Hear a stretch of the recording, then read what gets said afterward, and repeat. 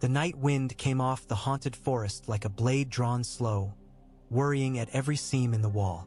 It found the gaps in the timbers, the chinks between stones, the places where men had grown careless because the cold was always there and always would be. It slid under Jon Snow's collar and kissed the back of his neck with a cruel, familiar mouth. Above him the wall was a living thing, groaning in its sleep. Ice shifted in its bones. Far below, the yard of Castle Black lay muffled under new snow, dark shapes of wagons and sheds half swallowed by white. Torches burned in sullen puddles of light, their flames bending as gusts hit, and the men moving between them seemed like shadows trying to remember they were men. Jon made his rounds because he could not bear to sit still. The Lord Commander's chambers were too warm, too quiet, too full of voices that weren't there. He walked the top of the wall with his black cloak snapping behind him and Ghost at his heel, a pale shape that made even the snow look dingy. When Ghost paused, ears pricked, Jon paused too. That was the bargain between them. The wolf listened for what Jon could not hear, and Jon listened for what the wolf would not say. The first sound was not a horn, not a shout, not the crack of ice that men had learned to ignore. It was deeper than any of those, and almost thought a pressure behind the skull. Jon stopped near the old winch tower, hand on the frozen parapet. For a heartbeat he felt the wall answer his touch, not with cold but with something like waiting. Lord Commander? Dolorous Ed's voice came from the stairwell, weary even of wind. Edison Tollett climbed into the open with a torch held high, his face pinched red and raw. I thought you'd be tucked up in your bed, dreaming of warm pies and women with all their teeth. I heard something, Jon said. Ed peered into the dark as if the dark might blush and explain itself. The wall is always making noises, he offered. Creaking, groaning, complaining. If it was a man, we'd have killed it for less. Ghost's hackles rose. The wolf gave a low sound. Not a growl, not quite, but a warning that turned the back of Jon's tongue dry. Jon pointed his chin toward the winch tower. Down there, came from below. Ed sighed, as though the night had asked him personally for one more misfortune and he could not refuse. If we find a nest of ice spiders, I want it known I protested. They went down through the spiral stair, torches throwing frantic shadows against the packed ice. The deeper they went, the less the wind could reach them, and in its absence Jon heard the castle's bones. Distant hammering from the smithy, a muffled laugh, the soft creak of rope. Under all of it, another sound. The wall's breath, steady and cold, as if the ice itself inhaled through 1,000 tiny cracks. At the base, Ed led them to a passage Jon had never had reason to enter. The Night's Watch had tunnels like burrows, old ways cut into the ice in times when Castle Black had been full of men and coin. Some were sealed now, collapsed, forgotten. Ed claimed he'd found the door while chasing a rat that had stolen a crust of bread. A bold rat, Ed had said, with higher ambitions than I ever had. The door was half buried behind stacked barrels and a broken sledge. When Jon shoved the barrels aside, the smell hit him, faint but wrong. Not rot, not smoke from a cook fire. It was an old smell, dry and bitter, like burnt hair. Ghost sneezed once and backed away, ears flat. Ed jammed the key in the lock and turned it with both hands, muttering about how the wall itself would one day demand a toll for all the doors it made them open. The lock gave with a reluctant clunk. The door swung inward, and the torchlight found a narrow staircase descending into deeper ice. Jon stared down. The stonework changed almost immediately. The walls nearest Castle Black were rough and practical, built to last by men who cared only that the roof did not fall. A few steps down, the stone turned dark, smoother, shaped with care. The joints were tight as if cut by a blade sharper than steel. On the nearest block, half hidden under frost, a curl of carving caught the light. Ed leaned in. "That's not ours," he said. "No," Jon agreed, and his voice came out quieter than he intended. They went down. Every step seemed to take them away from the living world, away from men and fire and the common stink of sweat and soup. The torch hissed as it fought the cold. frost webbed along the black stone like lace. At the bottom of the stair was a corridor short enough to feel like a throat. The air was still heavy. Jon's breath did not fog as much as it should have, as if the cold had been pushed aside by something else. A door waited at the end, made of stone darker than midnight, fitted into the corridor with such precision it looked grown rather than built. No hinges showed. No look. Only symbols carved in shallow lines, graceful as snake coils. They did not look like runes of the first men or the stark angles of the Undulls. These had curves that suggested fire, the way flame licks and twists. Jon could not read them, yet the longer he looked, the more his eyes insisted they meant something he had forgotten. Ghost crept forward despite himself, then stopped short, teeth bared. A sound came from him like a warning to any beast that had ever learned fear. Ed shifted his torch hand. "If there's a corpse in there, I hope it's a polite one," he said. "I've had enough rude dead for one lifetime." Jon set his palm on the door. It was warm. Not warm like a hearthstone after a fire has died. Not even warm like a man's skin under furs. Warm like a living thing. Jon jerked his hand back, staring at his fingers as if they might have changed. "Did you?" Ed began. The sound came again, deeper now, not in Jon's ears but in his chest. The door did not move. It did not open, but the symbols on its face seemed to catch the two. Torchlight and hold it, as if the lines were filled with glass. Jon drew Longclaw. Valyrian steel made its own light, dark and rippling like oil on water. The wolf's head pommel was cold beneath his glove. He felt foolish, sword out in a corridor that held no enemy, only a door. Yet the warmth of the stone made his skin crawl more than any white ever had. He pressed the flat of Longclaw against the carvings. The warmth pulsed. Ed said something low, a curse that sounded like a prayer when it came from him. Ghost's growl rose, then stopped abruptly, as if the wolf had gone rigid. Jon did not know how long they stood there. A heartbeat, 100. Then the air changed. The bitter burnt smell sharpened, and something else rode beneath it. A sweetness, like wine spilled on hot iron. He could have turned away. He could have barred the door again and told himself the wall held many secrets and most were better left untouched. But the feeling in his chest was a hook, and it had caught. Jon slid his gloved fingers into the shallow groove at the door's edge and pulled. The stone gave without sound, not swinging but gliding aside as if it knew the motion. Darkness opened like a mouth. Ed's torchlight spilled into the chamber beyond, and Jon saw black stone walls etched with more of those curling marks, an altar-like slab at the center, and on it a bowl that drank the light. Obsidian, smooth as frozen water, its rim carved with the same serpent script. Beside it lay brittle fragments that might have been bone, bleached and scorched. The chamber smelled of ash. Jon felt Ghost press against his leg, not to guard but to anchor, as if the wolf feared Jon might step forward and not return. Ed's voice was thin. "Lord Commander," he said, "I believe we've found something that wants to stay found." Jon stepped across the threshold anyway, and the stone door slid shut behind them with the softness of snow. By morning, the secret had weight. Secrets always did. They settled on the shoulders and bent the spine, demanding to be carried carefully or dropped loudly. Jon said nothing at breakfast. He listened to men talk of frozen latches and empty barrels and whether the next ranging should go as far as the milkwater. He watched Bowen Marsh's mouth pinch tighter whenever Jon spoke to someone the Lord Steward disliked, which was nearly everyone. He watched the way the newer recruits stared at him when they thought he was not looking, as if trying to see the place where he died. He left Ghost in his chambers only long enough to fetch Samwell Tarly. Sam was in the library, surrounded by cold and dust and the comfort of words that did not change shape when you looked away.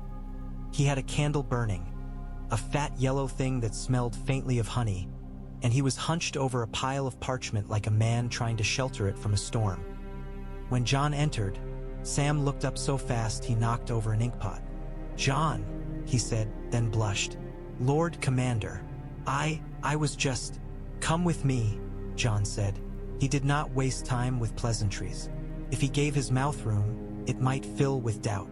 Sam's eyes went to Longclaw on Jon's back, then to Ghost padding in behind him, and some of Sam's usual cheer drained away. Is it the dead?" he asked, voice small. "Not yet," Jon said, "but it's something." Sam gathered quills and charcoal out of habit, then realized and set them down again. He pulled on his cloak with fumbling hands. "All right," he said. "All right." Ed met them at the hidden door, looking as if he'd spent the night arguing with his own misery. "If you're going to get us all cursed," he told Sam, "I'd like you to do it before supper. I hate missing meals." Sam blinked at him. "Cursed? Don't," Jon warned, and led them down. The stairs were colder in daylight. Or perhaps Jon was simply more aware of the cold now that he knew what lay beneath it. Ghost went reluctantly, paws silent on stone. Sam's breathing grew loud in the narrow passage, and he kept close enough to Jon that Jon could feel him trembling when the corridor tightened around them like a fist. When the stone door slid open at Jon's touch, Sam stopped short. The torchlight caught the carvings and made them seem to writhe. "Oh," Sam whispered, and it was not fear in his voice but something like awe. Those aren't first men. They're not undull either." He stepped closer, eyes wide, and traced a symbol with the tip of his finger without touching it. "This looks like Valyrian script." Jon watched him. "You can read it?" Not well," Sam admitted, swallowing. "High Valyrian isn't like the common tongue. It changes. It's full of hidden rules, and there are dialects, and some characters mean different things depending on." He cut himself off, remembering Jon was not a book. "But I can try." They entered the chamber. The air inside was still wrong, warm in a way that made Jon's skin prickle. Sam went straight to the altar slab as if drawn by a rope. The obsidian bowl sat there like an eye. The brittle fragments beside it looked like old ribs. Sam crouched, careful not to touch. "These bones," he murmured. They're burned." He peered closer. "Not like a cook fire. Like something very hot, very sudden." "Dragonfire," Ed said, and tried to laugh, but it came out thin. Sam shook his head automatically. "It can't be. Dragons are dead," Jon finished. "So they say." Ghost made a low sound again, and Sam flinched. The wolf's pale eyes never left the altar. On the far side of the chamber, half buried under a drift of frost, Jon saw what he'd missed the night before. A folio, thin as a prayer book, its cover cracked and blackened at the edges. He knelt and lifted it with both hands. It was lighter than he expected, as if made of dried leaves. The smell of ash clung to it. Sam took it as if Jon had offered him a newborn. His fingers trembled as he opened the cover. The script inside was tight and flowing, ink the color of old blood. Some pages were torn. Others were stained as if by smoke and water both. Along the margins someone had sketched shapes. Coils, wings, a crown of flame. Sam's lips moved as he read silently. Jon watched the muscles in his jaw work, the way his brow furrowed. After a moment Sam looked up, eyes shining with a fear he did not want to admit. This is not a history," he said softly. "What is it?" Sam looked back down. "It reads like instructions." He swallowed again. "There are invocations, names, lists of components." "Components," Ed echoed. "Like stew." Sam made a strangled sound that might have been a laugh. "Not stew. More like a ritual." The word hung in the chamber and made the warmth feel hotter. Jon's hand went to the hilt of Longclaw by instinct, as if a sword could cut a word. "Magic," he said. Sam's face tightened. "Not the sort the free folk tell stories about. This is Valyrian. It's very old. It's..." He hesitated, then forced the next words out. "Blood magic." Ghost's growl rose, sharp as a knife on stone. Ed muttered, "I knew it. The walls finally decided to kill us in an interesting way." Jon stared at the script. He thought of Maester Aemon, blind and thin as parchment, telling him once that the world was built on old powers that men had forgotten. He thought of the red woman's flames and the way they had shown him his own death like a jest. "Read," Jon said. Sam's eyes flicked up in panic. "Jon, read it." Samestrodbabt. He turned a page with exquisite care. "Some of it I can't translate," he began, voice low. "The phrasing is poetic, but that's often how spells are written, to hide the meaning. This part," he traced a line. "This part speaks of waking fire from sleeping stone." Jon's mouth went dry. "Dragons." Sam did not answer immediately. He read another passage and his face blanched. "It says the fire is bound to blood." He whispered, as if the chamber might hear him better if he spoke louder. "Not just blood spilled, but blood named. Lineage." Oz. Ed leaned closer, squinting at the page as if he might bully it into sense. "So if I tell it my father was a miserable drunk and my mother regretted me from birth, it'll give me a dragon?" Sam ignored him. "There's a phrase repeated here," he said, and his voice shook. "It appears again and again, like a refrain." He cleared his throat. "A name offered, a name taken." Jon looked at the obsidian bowl. It sat patient, empty, yet he could not shake the feeling that it was not empty at all, only hungry. "We should seal this," Sam said suddenly. We should tell no one. This kind of magic, this is what they say brought about the doom. This is the sort of thing the Maesters warn against." "The Maesters warn against everything that isn't written down," Ed said. Sam shot him a look. "This is written down. That's worse." Jon took the folio back and turned it in his hands. He did not know the letters, but when he looked at certain lines, he felt a tug behind his eyes, as if the words were trying to crawl into his skull.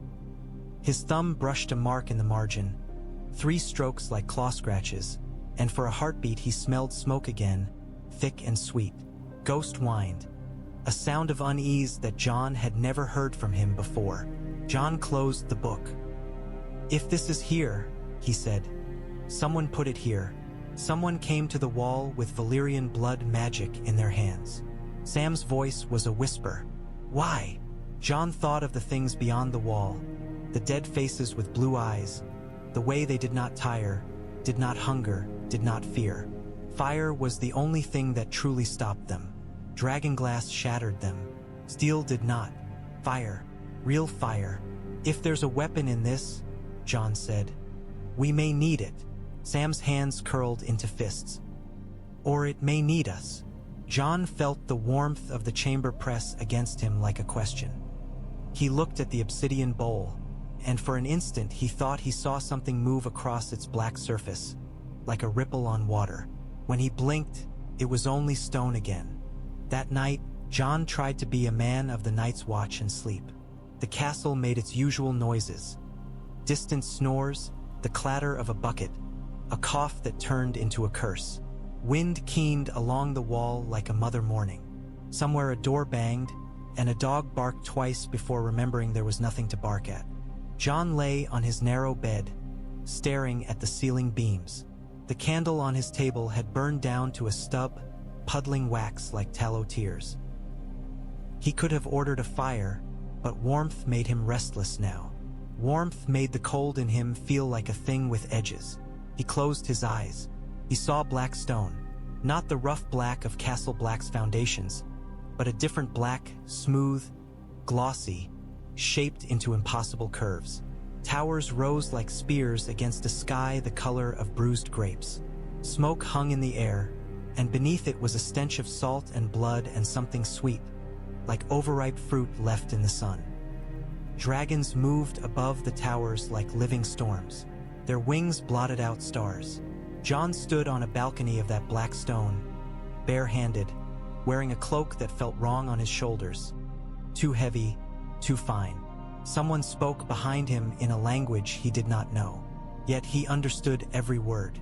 "Zyri Ixa," the voice said. "Fire is truth." Jon turned, and a woman stood there with hair pale as moonlit snow, her eyes a deep violet. She wore a collar of gold shaped like twisting flames. Her hands were stained red up to the wrists. "You have my blood," she said, and smiled as if that were a kindness. "You have my name." Jon tried to speak, but his mouth filled with ash. The woman stepped closer and touched his cheek. Her fingers were warm, and where she touched him, his skin burned. "Say it," she murmured. "Say the name, and wake what sleeps." Jon's throat worked. He tasted iron. He forced the word out, and it was not his own voice that spoke. "Ah-eh." The dream broke like thin ice. Jon sat up with a gasp, hand flying to his chest as if his heart had tried to climb out. His skin was slick with sweat despite the cold. The room was dark, the candle guttered dead, and Ghost was on his feet at once, hackles raised, staring at the corner near the door. Jon followed the wolf's gaze. Nothing was there, only shadow, but Jon could still hear the woman's voice, not in his ears now but in the back of his mind, as if it had left an ember there. He swung his legs over the side of the bed and stood. The floorboards were cold enough to bite through his socks. He crossed to the table, where his ink and quill lay. The maps were spread, corners pinned with small stones. There were notes from Eastwatch, from the Shadow Tower, from the Free Folk camps. The realm's troubles written small. He reached for the quill, then hesitated. His hand was shaking. A sting in his palm made him look down. There was a fresh cut there, thin as a hairline, as if he'd scraped himself on something sharp. Blood beaded up, bright in the dim, startlingly alive. Jon stared at it for a long moment. Then, without quite meaning to, he brought the bleeding palm to his mouth. The blood tasted like blood, and like smoke. Ghost made a sound, a low chuff, as if urging him away from whatever he was doing. Jon lowered his hand, wiping it on his trousers, leaving a dark smear. He went to the window. Frost filmed the glass in delicate ferns. Jon scraped a patch clear with his sleeve and looked out. The wall rose beside him, pale and immense, catching what little light the night offered. Beyond it the world was a black stretch of forest and snow, a place where anything could move unseen. Above the wall, the clouds had torn in one narrow place, and there, like a wound in the sky, a star burned red. Jon had seen a red star once before in Tales and Omens. A bleeding star, they called it. He had dismissed such things when he was younger. Now, staring at it, he felt the ember in his mind flare. Words came to his tongue, strange and sharp. "Nice," he whispered, and the sound of it made his mouth feel foreign. Ghost growled softly, not at Jon but at the word. Jon swallowed. His breath fogged the scraped clear glass. "What do you want from me?" he asked the night, though he had no one to answer. A memory surfaced, unbidden. Maester Eamon, blind eyes turned toward some invisible horizon, speaking in a thin voice that carried more weight than any shout. "The dragons are not all dead," he had said once. "There is fire still." Jon had thought the old man meant Daenerys Targaryen far away across the sea. He had never imagined the fire might be sleeping in stone beneath his feet. He turned away from the window and looked at Ghost. The direwolf's eyes were on him, pale and steady, full of the quiet judgment of beasts that do not lie to themselves. "I won't," Jon told him, not sure what promise he was making. "I won't be a fool." Ghost's ears flicked. The wolf's gaze shifted, briefly, to the table where Jon's maps lay, then back to Jon's face. As if even Ghost knew, fools could still be needed. Jon wrapped his bleeding hand in a strip of cloth and sat at the table.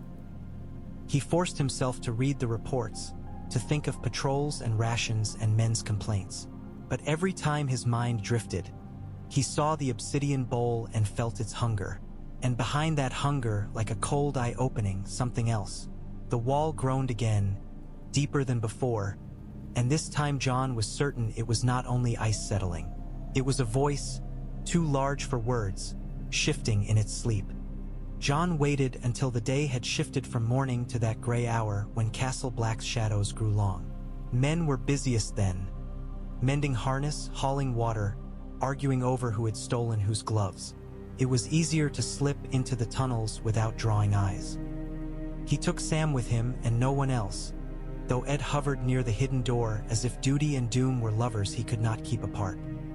Jon told him to stay above, and Ed obeyed with the resignation of a man who had learned obedience was sometimes the only way to survive your own curiosity. They went down with torches, the heat of the flames suddenly precious.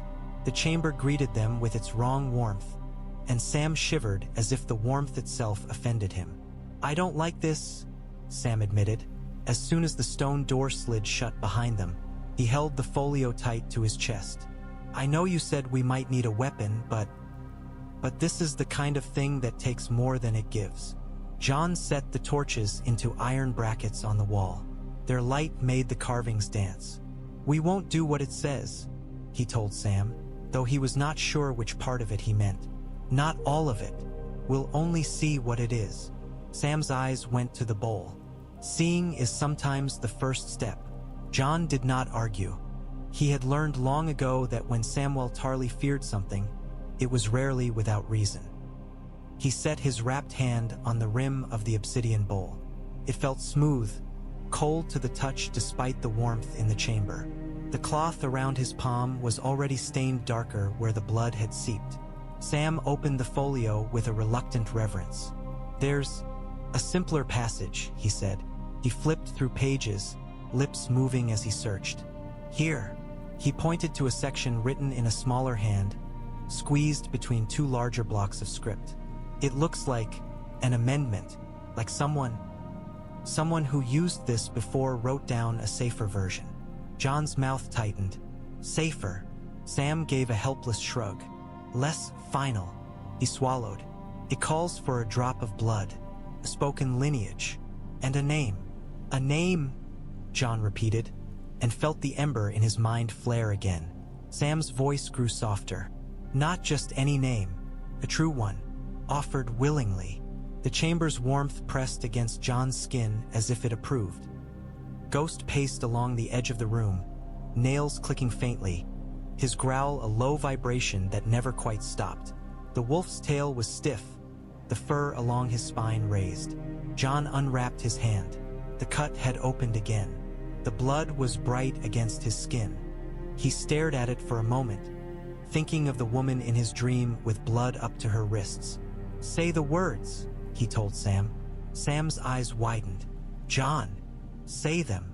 Sam took a breath that sounded like a man stepping onto thin ice. He began to read in halting high Valyrian, the words thick in his mouth. Jon did not understand the language consciously, but something in him leaned toward it. The syllables slid into him like warm wine. The hair on his arms lifted. When Sam reached the part that required blood, Jon held his palm over the bowl. A single drop fell. It landed without a sound. Yet the surface of the obsidian trembled as if struck by a stone. A ripple spread outward, slow and deliberate. Jon stared, unable to look away. The bowl did not hold liquid. It was solid, and yet it moved like water. Sam's voice faltered. He swallowed and continued. "And now the lineage," Sam said, reading the instruction in the common tongue. He glanced up at Jon. It says you must speak the blood you carry." Jon's stomach tightened. He thought of Ned Stark, of the quiet honor in his father's face. He thought of his mother, faceless and nameless in his mind, a shadow that had haunted him for as long as he could remember. "I don't know it," Jon said. Sam's brows drew together. Maybe you can speak what you believe. It might accept it." The bowl's surface rippled again, as if impatient. Jon drew a breath. He tasted ash. "I am Jon Snow," he said, voice steady, "son of Eddard Stark of Winterfell." The chamber held still. Then the carvings on the walls brightened, faintly, as if someone had traced them with glowing coals. The warmth deepened, and Jon's breath came easier. Sam stared, horror and wonder warring on his face. It's responding," he whispered. Jon's pulse hammered. "The name," he said. Sam's hands shook so hard the folio rustled. It says you must offer your true name," Sam read, voice barely above a breath. "And you must mean it. You must yield it."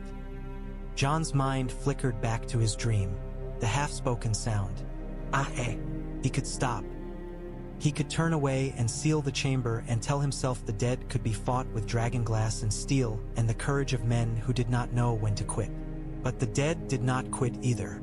Jon looked into the bowl. In its black surface he saw not his own reflection but a darkness deeper than any shadow, and in that darkness a faint reddish gleam, as if a coal lay buried under ash. He leaned closer, and words came unbidden, sliding out of him with the ease of breath. "Nai," he began. Ghost snarl snapped sharp, a sound like a warning bell. Jon stopped. The word died on his tongue. He straightened, heart pounding. The bowl's surface stilled.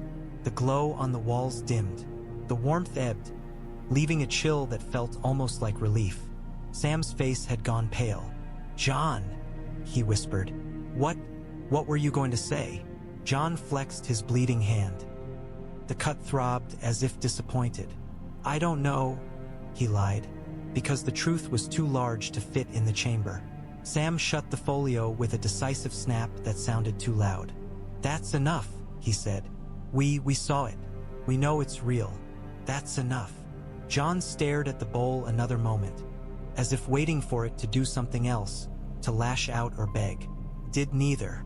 It sat patient, black and silent, holding its hunger like a promise. "Seal it," Jon said at last. They left the chamber, and the stone door slid shut behind them. The corridor felt colder now, and Jon's breath fogged again, as if the wall had reclaimed its rightful air. Halfway up the stairs, Jon paused. He laid his hand on the black stone. It was cold. For a heartbeat, he thought the whole thing might have been a fever dream, some trick of old tunnels and too many tales. Then, from far below, he felt it again, a slow pulse like a sleeping heart. The wall groaned again, deeper than before, and somewhere within the ice a crack answered, sharp as a whip. Sam stumbled, grabbing the railing. "What was that?" he gasped. Jon's eyes went to Ghost. The dire wolf had frozen on the stair, head turned back toward the chamber, ears pricked, body tense. Ghost did not growl now. He listened. The crack ran through the lower vaults like a wound.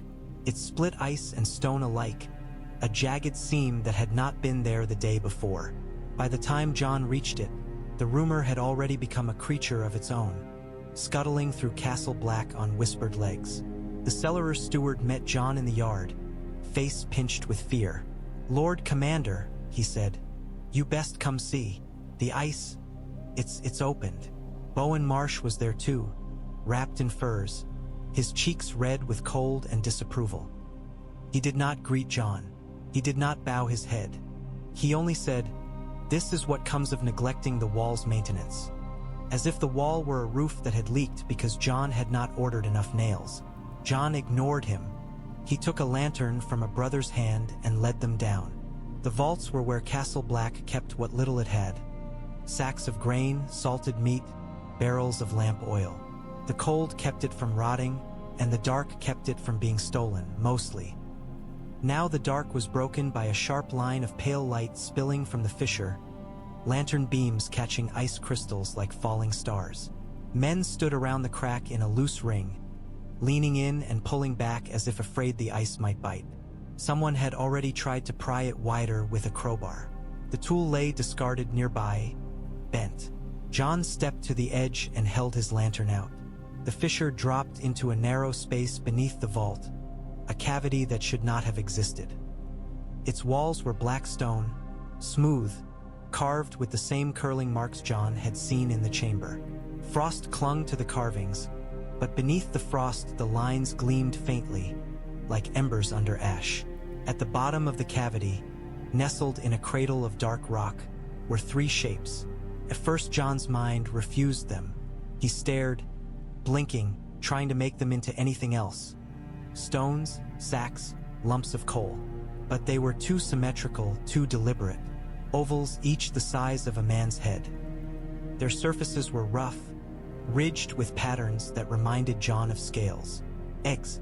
The word landed in him with a dull thud. A brother beside him muttered a prayer. Another spat, as if to ward off evil. Bowen Marsh leaned forward, his lantern light making his eyes look like black pits. "What is that?" he demanded, though his tone suggested he already knew and hated it. Jon's throat tightened. "I don't know," he said. It was not entirely a lie. He did not know how they could be here. He did not know who had put them there or when. He did not know if they were truly what they appeared to be. Yet his skin knew. The hairs on his arms rose. His heartbeat quickened. The ember in his mind flared into something like hunger. Ghost pushed to the edge of the ring, snarling, lips drawn back to show white teeth. The direwolf's hackles stood high. His eyes were fixed on the eggs with a fury Jon had only seen when Ghost faced whites. "Back," Jon told him softly. Ghost did not obey. Jon knelt on the ice, ignoring the way it soaked through his trousers. He reached down into the fissure. The air inside was warmer than it should have been, a strange pocket of heat in the cold belly of the castle. His fingers brushed the nearest egg. It was warm, not like the black stone door had been. This warmth had a pulse to it, faint but real, like the lingering heat of a body under blankets. Jon's breath caught. For a heartbeat, he thought he felt the egg shift under his touch, the way a sleeping animal might twitch at a sound. "Lord Commander," Bowen Marsh snapped. "You will not touch it." Jon looked up slowly. Bowen Marsh's face was hard, carved by years of resentment and fear. "This is sorcery," he said, as if naming it could kill it. "This is not the business of the Night's Watch. Our vows are to protect the realms of men," Jon said, his voice low, "from whatever lies beyond the wall." Bowen's nostrils flared. "And you think those," he jabbed a finger toward the eggs, "are protection or temptation?" Jon's hand remained on the egg. The warmth seeped into his skin. He could not pull away. "What do you suggest?" he asked. "I suggest we seal this crack," Bowen said. "Fill it with ice and stone. Forget it." Jon's mind flashed to whites clawing at the wall, to the dead marching south in silence, to fire, real fire, raining down on them until they turned to ash. "I won't," Jon said. The words came out before he could weigh them. A ripple went through the brothers around them, a collective intake of breath. Bowen Marsh's eyes narrowed. "You won't?" he repeated, as if tasting the insolence. "And by what right do you make such a choice for all of us?" Jon rose to his feet. He felt the egg's warmth leave his fingers, and he hated the absence. He forced himself to step back from the fissure. Ghost's snarl softened into a low rumble, but the wolf did not look away. "By the right you gave me when you named me Lord Commander," Jon said. He held Bowen's gaze. "And by the right the dead will take from us if we do nothing." Bowen's mouth twisted. "The dead," he said, contempt thick in his voice. "Always the dead. There are other wars, Lord Commander. Other threats. Kings to appease." "Kings won't matter if the dead come," Jon replied. A silence fell. In it Jon heard, faintly, the wall's deep groan, and beneath that a softer sound. So soft he might have imagined it. Faint crackle like a coal catching. Jon looked down into the fissure again. The lantern light shone on the egg's ridged surfaces, and for a heartbeat the patterns seemed to shift, as if something beneath the shell had moved. Samwell Tarly arrived then, breathless, cheeks flushed, pushing through the ring of men. His eyes widened when he saw the eggs. He made a small sound of disbelief, then clapped a hand over his own mouth as if afraid the noise might wake them. Jon's gaze met Sam's. Sam's fear was plain, but so was his wonder. Jon knew then there was no sealing this away. Not anymore. He turned back to the bee. "Rothers, no one speaks of this," he said, voice carrying. "Not to the free folk, not to Eastwatch, not to any king. If word spreads, there will be men coming here for them. Men with chains and knives and hunger in their hearts." Bowen Marsh scoffed. "And you think you can stop them?"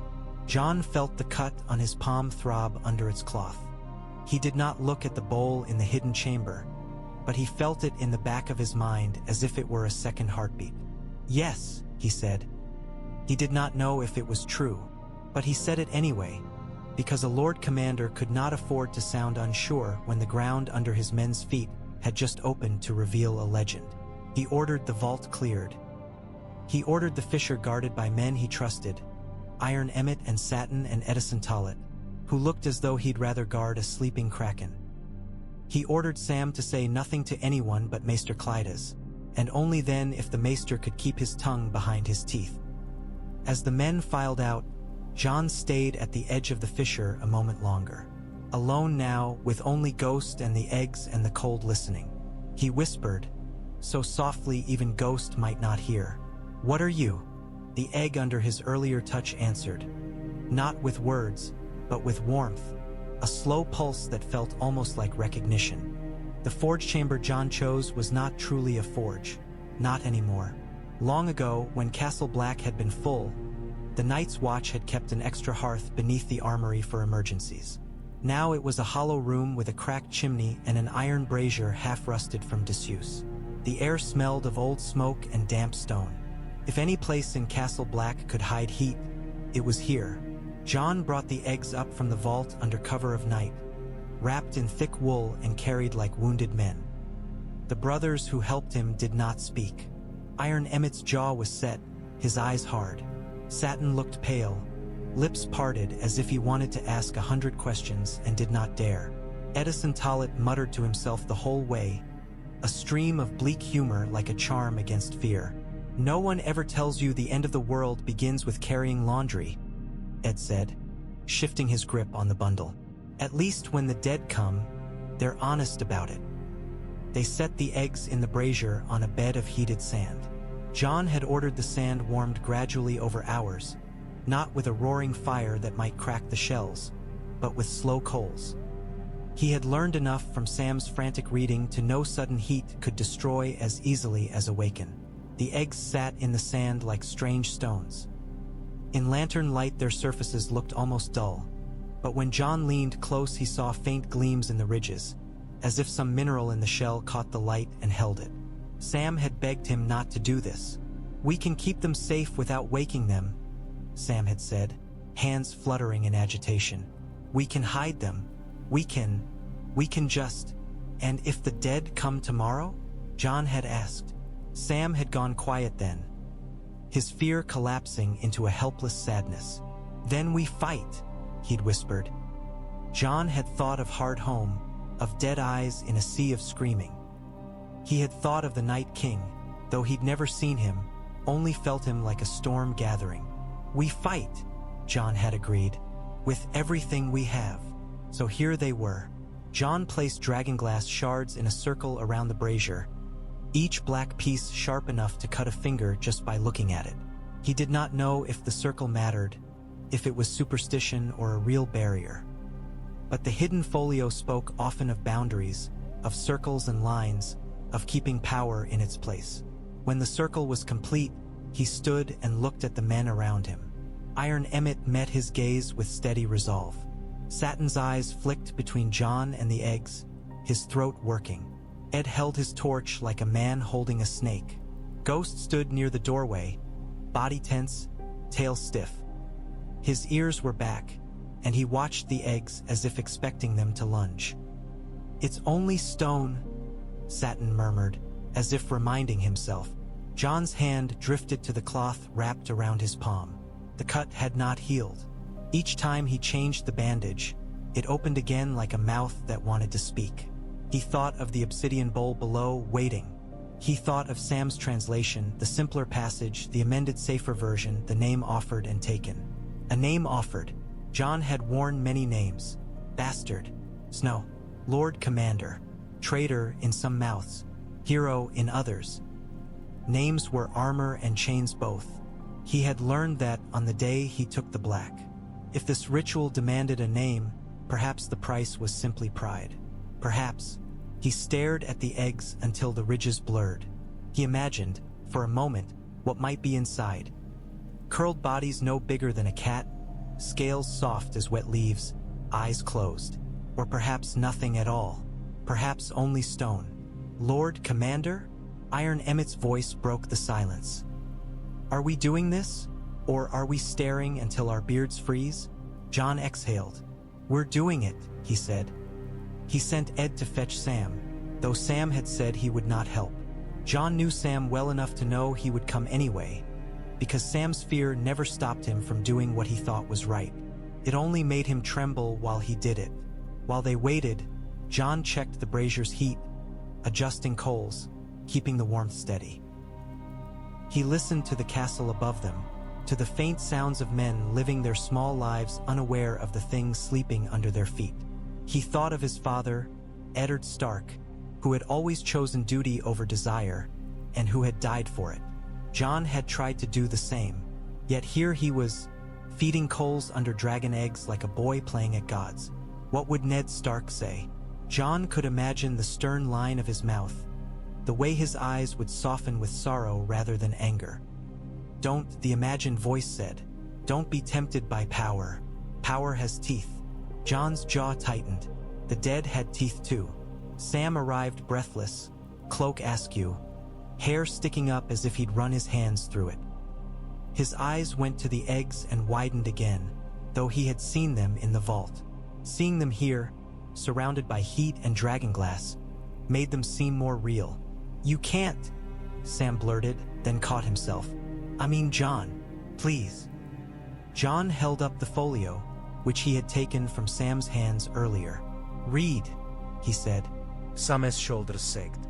He looked at the other men, at Ghost, at Jon. He swallowed hard. "You're going to do it whether I read or not," he realized. Jon did not deny it. Sam took the folio with shaking fingers. He flipped to the amended passage. His lips moved silently as he found the place. Then he began, voice low and thick with dread, reading high Valyrian words that sounded like a song sung through clenched teeth. The air in the chamber shifted. The warmth from the brazier seemed to deepen, not in heat but in presence, as if the fire had begun to listen. Jon stepped closer to the eggs. He unwrapped his hand. The cut was there, waiting. He let a drop of blood fall onto the sand beside the eggs. The sand hissed softly. The blood did not sizzle. It sank in, darkening the grains. Sam's voice continued, halting but persistent. Jon spoke his lineage again as before. "I am Jon Snow, son of Eddard Stark. Nothing happened. No glow, no ripple, only the steady crackle of coals." For a moment Jon felt relief so sharp it was almost disappointment. Then Ghost growled. Jon looked down. The nearest egg, coal-black with ridges like folded wings, had a faint sheen on its surface, as if damp. Jon blinked, thinking it a trick of light. The sheen spread. A bead of moisture formed on the egg's ridge and slid down like sweat. Satin made a small strangled sound. Ed's torch hand shook, flame sputtering. Sam's voice faltered. It's not possible," he whispered, but he kept reading, because stopping now felt worse than continuing. Jon stared at the egg until his eyes burned. He felt the ember in his mind flare again, a familiar hunger. A name offered. He licked his lips. The air tasted faintly of smoke. "What name?" he murmured, and the question was not for Sam. The egg did not answer, but the warmth at its core pressed against Jon's skin like a hand seeking his. The next day, Sam buried himself in books as if paper could build a wall against fire. Maester Clyda's was not Eamon. No one was. Clyda's had eyes that still saw too well and hands that still trembled sometimes when he poured ink. And he had a way of looking at Sam's frantic energy as if it were a fever he might treat with a poultice. "Slow down," Clyda said for the third time, tapping Sam's parchment with a thin finger. "If you write like that, you'll stab yourself with your own quill." Sam paused long enough to suck in a breath. His notes sprawled across the table. Valyrian characters copied carefully, lines of translation, frantic questions in the margins. He had slept only in short bursts, head on an open book until his neck ached.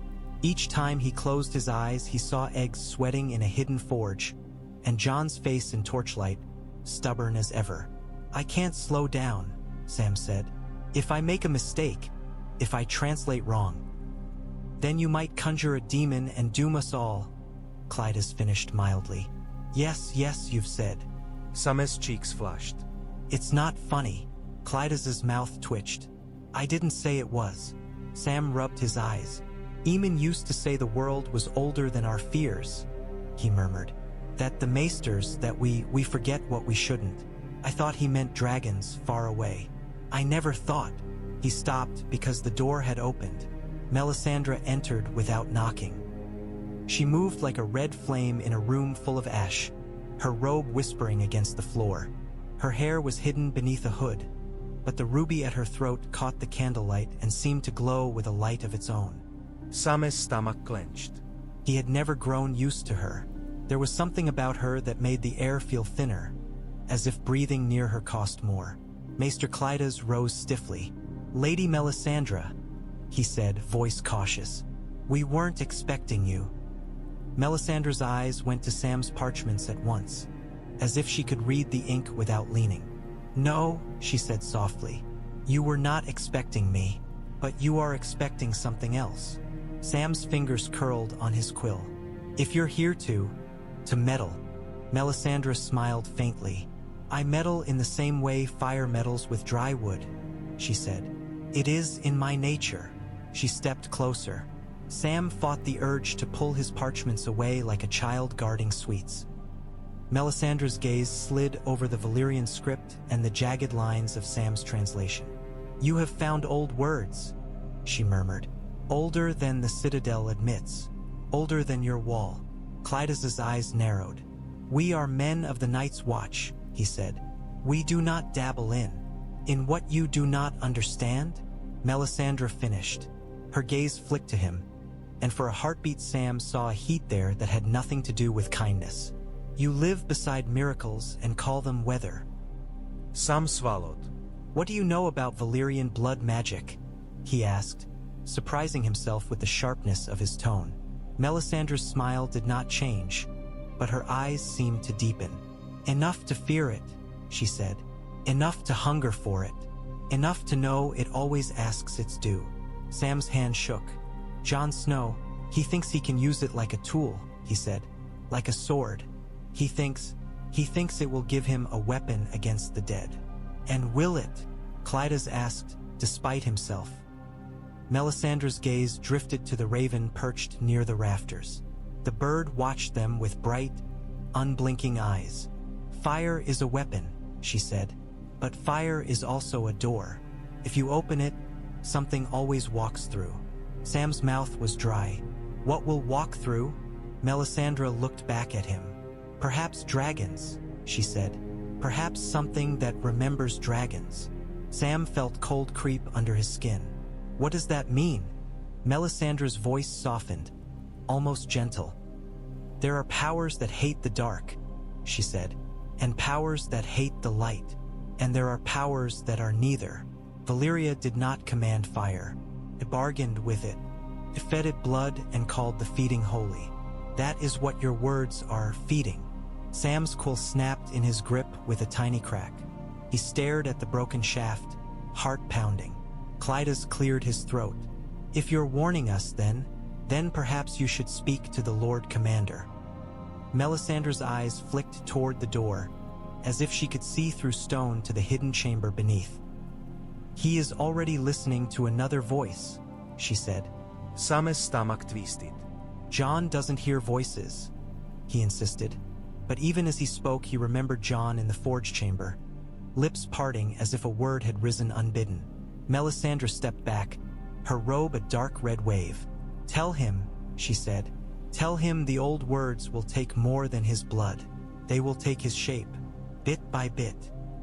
Sam's throat tightened. And if he stops? He asked. Melisandre's gaze sharpened. Fire does not like being denied once it has tasted you, she said. It will find another mouth, another hand, another name. She turned to leave. Wait, Sam blurted. Why do you care? Melisandre paused at the threshold. For a moment the candlelight caught her profile, and Sam saw something like weariness there, ancient and heavy. Because I have seen the world end, she said softly. More than once, in more than one way. And because there is a song coming, she added. A song of ice and fire, and you are plucking at its strings without knowing the tune." Then she was gone, leaving only the scent of spice and smoke. Sam sat down hard, the chair creaking under him. The raven above shifted, claws clicking, and gave a soft croak that sounded uncomfortably like laughter. Maester Clydas stared at the door a long moment before turning back to Sam. "What in all the seven hells is the Lord Commander doing?" he asked, and his voice shook despite his effort to keep it steady. Sam looked down at the Valyrian script, at the curling letters that seemed to move when he stared too long. He thought of Jon Snow, born face of his bleeding palm, of eggs sweating in hidden heat. "He's trying to save us," Sam said, voice small. Clydas's mouth tightened. "So did a great many men," he murmured, and reached for another candle as if more light might make the words less dangerous. "You could hide a thing in stone," Jon learned. "You could bury it beneath ice and lock it behind old doors no one remembered. But you could not hide it in men." Rumor found cracks the way cold did. It began with talk of the fissure in the vaults. Men swearing the wall had split like a rotten tooth. Then came whispers of black stone under the ice, of strange marks carved too fine for any mason of the watch. By the third day, someone had said the word egg in a low voice and crossed himself after, as if afraid the word alone might hatch something. Jon tried to hold the secret tight. He kept the forge chamber locked. He rotated guards, Iron Emmett, Ed Satin, men he trusted to obey even if they feared. He forbade anyone from bringing drink near the door, because drunk tongues were worse than knives. He spoke to Sam in quiet corners, eyes always scanning for eavesdroppers. He did everything a man could do. Still, in the common hall that night, as men ate their thin stew and hard bread, Jon felt the tension like a wire drawn tight. He rose from his bench and set down his spoon. The scrape of it on wood made heads turn. Conversation dimmed. A few men kept eating, pretending not to listen, but their eyes were sharp. Bowen Marsh sat across from him, hands folded. His mouth was set in a line that suggested he had been waiting for this. Jon stepped into the center of the hall. The fire in the hearth cast flickering light up his face, carving his cheekbones, deepening the shadows under his eyes. Ghost was not with him. He had left the direwolf near the locked stairwell, partly for protection and partly because Ghost's presence made men uneasy, and Jon needed them uneasy, but not panicked. "I've heard talk," Jon said, voice carrying. He did not shout. He did not need to. The hall leaned toward him in silence. A man near the back, one of the older builders, shifted and spat into the rushes. "We talk because we got ears," he muttered. "And the wall's been growling like it's got a bellyache." A few chuckles died quickly. Jon let the words hang a moment. "The wall is old," he said. "Older than any of us. It moves, settles, cracks appear. That is nothing new." Bowen Marsh cleared his throat. "And what of what lies beneath the crack?" he asked loudly. "Is that nothing new as well?"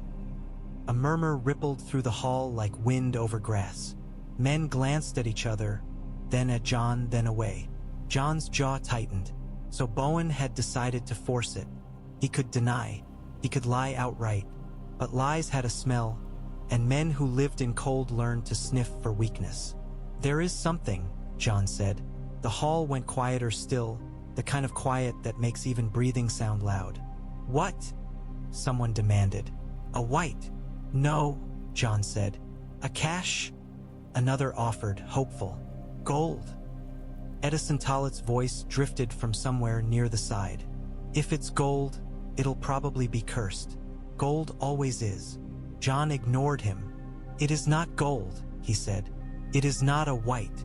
It is a thing the watch has not seen in living memory." He heard someone whisper, "Dragon," and the word moved through the hall like a spark. Bowen Marsh rose, his chair scraping. "You will speak plainly, Lord Commander," he demanded. "You are not a king with riddles. You answer to your brothers." Jon looked at him. "I answer to my vows," he said, "and to the threat that comes for all of us." Bowen's eyes flashed. "And you think this threat can be met with sorcery?" he snapped. With Valyrian devilry? That is what men are saying." Jon felt anger rise, hot and sharp. He tamped it down. "Men say many things," he replied. "Men said I was dead and would stay dead." A few brothers shifted uncomfortably at that, remembering too well. Jon took a breath. "Listen to me," he said. "There are things beyond the wall that do not tire, do not bleed, do not fear. We have killed them with dragonglass. We have burned them with fire. But every victory costs men, and we have few men left to spend." He let his gaze sweep the hall. Faces looked back at him. Hard faces, frightened faces, skeptical faces. Boys trying to look like men. Old men trying not to look tired. "If there is a chance," Jon continued, "to gain more fire, real fire, then I will not throw that chance away because it frightens you. It frightens us because it should." A man called out. "It's unnatural." Jon's mouth twisted. "So are the dead," he said. The hall stirred. Some men nodded. Others scowled. Bowen Marsh's voice cut through. "And what of the realm?" he demanded. "What of the kings and lords who will hear of this and come with armies? You would bring war down upon us for the sake of a fancy." Jon stepped closer to Bowen until only a few feet separated them. He kept his voice low enough that it forced men to listen hard. "I am not doing this for a fancy," Jon said, "and I am not doing it for a crown. I am doing it because if the dead come, there will be no realm left to fight over." Bowen's hands curled. "You are playing with powers you do not understand." "So are you," Jon said, and the words came out colder than he intended. "You would rather appease men who will die anyway than risk angering a shadow." Bowen's face flushed. "I will not stand by while you—" "You will," Jon said, and his voice snapped like a whip. The hall fell dead silent. Jon felt every eye on him. He forced himself to soften his tone, just a fraction. "You don't have to like it," he told them. "You don't have to understand it, but you will obey, because that is what the Watch is. We are all we have." He heard movement near the door. Satin's lantern light flickered, and in the shadow beyond it Ghost's pale shape shifted, eyes catching the firelight like two moons. The direwolf's presence at the edge of the hall felt like a reminder. There were teeth in this place, still. Jon looked back at the brothers. "If any man speaks of this beyond these walls," he said, "if any man tries to steal what we are, guarding, I will treat it as treason. Not against me, against the Watch, against the living." A murmur of unease. A few men looked away. Bowen Marsh's jaw worked as if he wanted to spit words like venom, but he held them back. He sat slowly, stiff as a man swallowing defeat whole. Jon returned to his bench and picked up his spoon. The stew had cooled. He ate anyway, because a Lord Commander could not show his hunger only for power. But as he chewed, he felt the cut on his palm throb under its bandage, and he knew the hunger was not only his. On the 7th night, the eggs began to sing. It started as a vibration too low for ears, a tremor in the soles of Jon's feet when he stepped into the locked forge chamber. The brazier glowed steady, coals banked. The dragonglass circle glittered like teeth. The eggs sat in their sand cradle, ridges catching lantern light. Jon felt the tremor in his bones. Sam stood behind him, clutching the folio as if it might leap from his hands and bite. "I don't like that," he whispered. Jon did not answer. He moved closer, kneeling by the brazier. Heat kissed his face, dry and steady. His breath came easier in the warm pocket of air. He stared at the eggs until his eyes watered. The black egg was damp again, beads of moisture forming and sliding down its ridges. The red-brown egg beside it had darkened, as if the shell had soaked up blood and smoke. The pale one, gray-white with faint speckles, looked almost unchanged, but when Jon leaned close he thought he saw a hairline crack near its base. He drew a breath and unwrapped his hand. The cut had widened, as if refusing to close until its work was done. He let blood drip onto the sand, 3 drops this time, 1 for each egg. The sand darkened, the tremor deepened. Sam began to read, voice trembling, high Valyrian syllables falling into the warm air like sparks. Jon's mind reached for the words, not understanding, but recognizing. The ember in his skull flared into a small blaze. When Sam reached the lineage, Jon spoke it again. "I am Jon Snow," he said, and his voice sounded too loud in the small chamber. "Son of Eddard Stark." The chamber held its breath. Sam swallowed, lips moving on the next line. "The name," he said, barely audible. "Jon, you must." Jon's tongue felt thick, his heart hammered. He thought of all the names he'd carried, all the times he'd been called bastard with cruelty, Snow with pity, Lord Commander with grudging respect. He thought of the dream, the woman's warm hand on his cheek, the half-spoken sound that had broken him awake. "Ah-eh." The word hovered behind his teeth like a dagger. He could refuse, he could stop, but the egg's slow pulse pressed against him like a hand, insistent, and beyond that he felt the dead. Always the dead, cold and patient, waiting in the dark beyond the wall. Jon looked at the black egg. In his mind, he saw it not as stone but as a heart wrapped in shell. "A name offered," he whispered. Sam's eyes were wet. "Jon, please." Jon's voice came out steadier than he felt. "My true name," he said, and the words were not meant for Sam. They were meant for whatever listened beneath the script. He closed his eyes, and he yielded. "Aegon," he said. The name fell into the chamber like a stone into deep water. For a heartbeat, nothing happened. Jon's stomach lurched, as if the world had shifted under him. The cut on his palm flared with sudden pain, and he hissed. Then the obsidian in the dragonglass circle caught fire, not with flame but with light. The shards glimmered faintly, as if lit from within. The coals in the brazier brightened. The air warmed sharply, a rush of heat that made satin. Standing watch by the door, stumbled back with a curse. Ghost barked, startled, and retreated to the farthest corner, eyes wide. The direwolf's fur stood on end, and he began to pace, panting in a way Jon had never seen in such cold. The eggs answered the name. The pale egg cracked first, a thin line splitting with a soft sound like ice breaking underfoot. Steam rose from the crack. The shell shuddered once, twice, then split wider. A small wet head pushed through, gray-white and slick, eyes sealed shut. The creature made a sound that was not a squeak and not a growl, but something older, a rasping little cry. Sam made a strangled noise behind Jon. "Oh," he breathed, as if he had forgotten how to speak. The second egg, the red-brown one, did not crack gently. It split with a sharp snap, pieces popping outward. A dark shape thrust out, scales the color of fresh blood and old rust. It clawed at the shell with frantic hunger, tearing free as if escaping a prison. Its head lifted, and its eyes opened at once. Small, bright, cruelly aware. Jon felt its gaze like a touch. The third egg, the black one, held a moment longer as if savoring suspense. The tremor in the chamber deepened until Jon's teeth rattled. Then, with a slow, deliberate crack, a line opened down the egg's ridge, and another, like a spiderweb forming. The shell peeled back. A coal-black hatchling emerged, wet and glistening, its scales so dark they drank the light. Along one side of its small neck ran a faint streak of silver, like a scar of moonlight. It blinked once, then fixed its eyes on Jon. Those eyes were not blue, not yet. They were a deep molten gold that made Jon's breath catch.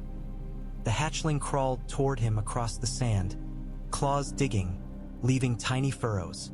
It moved with a purpose that felt impossible in something just born. When it reached the rim of the brazier, it lifted its head and made a sound, soft, insistent. A call. Jon's hand hovered, instinctively cautious. The hatchling's gaze did not waver. It opened its mouth and made the sound again, louder, demanding. Jon reached out. The hatchling snapped its jaw, not at Jon's fingers, but at the air, impatient. Then it pressed its small head against Jon's bleeding palm. The cut flared again, sharp as a bite. Jon sucked in a breath, trying not to jerk away.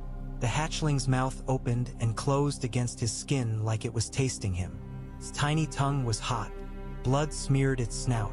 And then Jon felt it, an invisible thread tightening between them, a sudden weight in his chest that was not pain but connection. The hatchling's frantic hunger settled into something like certainty. It was his. Not owned like a sword, not commanded like a man, bound like a vow. The pale hatchling made a weak, rasping sound and flopped toward the heat, seeking it. The R. Ed 1 scrambled up the brazier's rim with startling speed, claws scraping iron, and perched there, wings half spread, as if claiming the room. Its eyes flicked over Jon, then over Sam, then over Satin by the door, measuring. Sam's hands shook so hard the folio slipped and nearly fell into the coals. He caught it with a yelp, then stared at Jon with a face full of joy and terror. "Jon," he whispered, voice breaking. "You did it!" Jon did not feel joy, not yet. He felt the name he'd offered echo in him like an empty chamber. Aegon. It sat in his skull like a crown made of bone. He looked down at the black hatchling, now gripping his palm with claws that did not quite pierce his skin. Its warmth seeped into him. He felt his heartbeat and, faintly, another heartbeat layered over it, faster and fiercer. Ghost's pacing slowed, but the direwolf's eyes never left the hatchlings. He did not snarl now. He watched, wary, like a guardian recognizing a rival. The hatchling lifted its head, blood on its snout, and opened its mouth. A tiny tongue of flame flickered out, no bigger than a candle's breath, but bright enough to make Sam gasp. It burned hot enough to sting Jon's knuckles through his glove. Fire in the belly of Castle Black. Jon stared at that small flame until his eyes watered. Outside, above the stone and ice, the wind howled. Beyond the wall, unseen in the dark, something cold turned its face toward the sudden birth of heat. They should have died. That was the first sane thought Jon had after the hatching, when the initial shock had settled and left room for dread. Eggs that old, if old was even the right word, should have been stone and emptiness. Whatever had slept inside them should have dried to dust ages before the Undulls ever set foot in Westeros. Yet the three hatchlings lived. The forge chamber became a world measured in breaths and heartbeats. Jon ordered the brazier's coals tended without pause. He set shifts among the few he trusted, and he swore them again to silence until Satin rolled his eyes and muttered that if the secret got any heavier it would start charging rent. The hatchlings were small, but they made the room feel smaller still. The pale one, Sam began calling it the Ash One in his notes because he could not bear to name it outright, was quiet. It moved in slow, careful pulls, as if still learning what legs were for. It sought warmth above all things, curling near Jon's boots or pressing against the brazier's iron when the coals dimmed. When it slept, it made a soft clicking sound like cooled coals settling. Its eyes opened only briefly at first, a cloudy gray that seemed to look through everything rather than at it. The red one was the opposite. It hissed at shadows. It snapped at fingers if they came too close. It climbed anything it could climb, the brazier, the stone wall, Jon's cloak. Driven by a restless need to be higher. Its eyes were bright from birth, a sharp coppery color that watched men with a predator's patience. When Satin brought a strip of salted meat and held it out with trembling fingers, the red hatchling tore it free and swallowed half of it in a gulp too large for its throat, then glared as if daring anyone to take it back. The black one clung to Jon. It chose him in a way that felt less like affection and more like certainty. It crawled onto his forearm whenever he knelt near the brazier. It pressed its head against the bandage on his palm and made that insistent sound until Jon loosened the cloth enough for it to smear its snout against his skin again. It followed him with its eyes when he moved, and if Jon stepped away for too long, it began to rasp and click until he returned. Sam watched this with a scholar's wonder and a friend's alarm. It's imprinting," he whispered once, as if speaking too loud might break the bond. Like a gosling. He swallowed. Like a dragon. Jon did not answer. He sat on an overturned crate in the forge chamber, black hatchling perched on his forearm, and tried to understand what he had done. The name he had offered, Aegon, did not leave him. It echoed behind his thoughts, sometimes surfacing in moments of distraction like a fish breaking water. When he looked at the hatchlings too long, he found himself thinking in strange shapes, as if his mind were reaching for words in a language he had never learned. At night, when he finally left the chamber to sleep, his dreams were full of wings. He dreamed of black stone towers and a sky thick with dragons. He dreamed of chains of gold and iron, of men singing in high Valyrian while blood steamed on hot stone. He dreamed of a cold face watching from a forest of dead trees, eyes like frozen stars. He woke each time with his palm aching, the cut reopened, as if the hatchling had fed even in his absence. On the third day after the hatching, Iron Emmett brought a rabbit down to the forge chamber, freshly killed, still warm. "We can't keep bleeding you," Emmett said bluntly. He was a fighter, not a man of words, but Jon heard the worry beneath the roughness. "You look like you've been dragged through the snow." Jon flexed his hand. The cut was shallow, but it refused to close, a stubborn little wound like a reminder. "They need food," Jon said. Emmett replied. "So do you." They laid the rabbit on the stone floor within the dragonglass circle. The red hatchling moved first, dropping from the brazier's rim with a soft thump. It stalked toward the rabbit, head low, tail twitching. The pale hatchling followed more slowly, drawn by the scent. The black hatchling remained on Jon's arm, watching. When the red one reached the rabbit, it did not hesitate. It bit into flesh with tiny needle teeth and shook its head like a dog, tearing a strip free. Blood smeared its snout and dripped onto the stone. It made a small sound of satisfaction and ate greedily. The pale one nosed the carcass, then bit cautiously, as if unsure it was allowed. The black one clicked softly on Jon's arm, restless. Jon lowered his arm toward the rabbit. The black hatchling crawled down, claws pricking through Jon's glove. It approached the rabbit with deliberate calm, sniffed once, then turned, away from the meat, and pressed its head against Jon's bandaged palm again. Sam's face tightened. "It wants you," he whispered. Jon's throat went dry. "No," he murmured, more to himself than to the hatchling. The black hatchling rasped insistently, its eyes fixed on Jon, molten gold, unblinking. Jon swallowed. He loosened the cloth, exposing the cut. The hatchling's hot tongue touched the skin, and pain flared sharp, then dull, then something else. A pull like a hook in his chest. For a heartbeat, Jon saw through another set of eyes. He saw the forge chamber not in lantern light but in heat. Every living body a bright shape, every breath a plume. He saw Samwell Tarly's fear like a flickering flame. He saw Iron Emmett's steadiness like a banked coal. He saw Ghost at the doorway, pale and cold, a moon watching a sun being born. Jon jerked, breath catching. The hatchling pulled back, blinking as if startled by his reaction. Sam took a shaky breath. "Jon," he said softly, That's not normal." Jon's mouth tasted of ash again. "Nothing about this is normal," he replied. He forced the cloth back over his palm and wrapped it tight. The hatchling clicked, displeased, but did not fight him. "Crawl." Ed back up his arm and settled against his wrist like a living bracer, warmth seeping into him. They kept the hatchlings fed on meat after that, as much as they could spare. The red one grew bolder by the hour, climbing higher, snapping at anything that moved too quickly. The pale one remained quiet but began to follow warmth with increasing purpose, pressing close to Cole's, to Jon, even to Sam's boots when Sam stood near. The black one grew slower than the red but seemed stronger, its grip tightening, its gaze deepening. And always it kept returning to Jon's blood. Jon tried to ration it, to offer only when necessary. But the bond was not a thing he could bargain with easily. When he refused, the black hatchling grew agitated, pacing in tight circles, clicking and rasping until the sound scraped at Jon's nerves.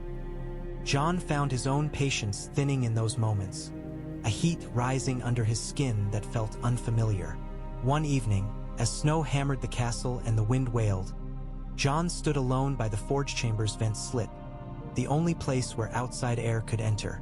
The black hatchling perched on his forearm, head lifted, tasting the air.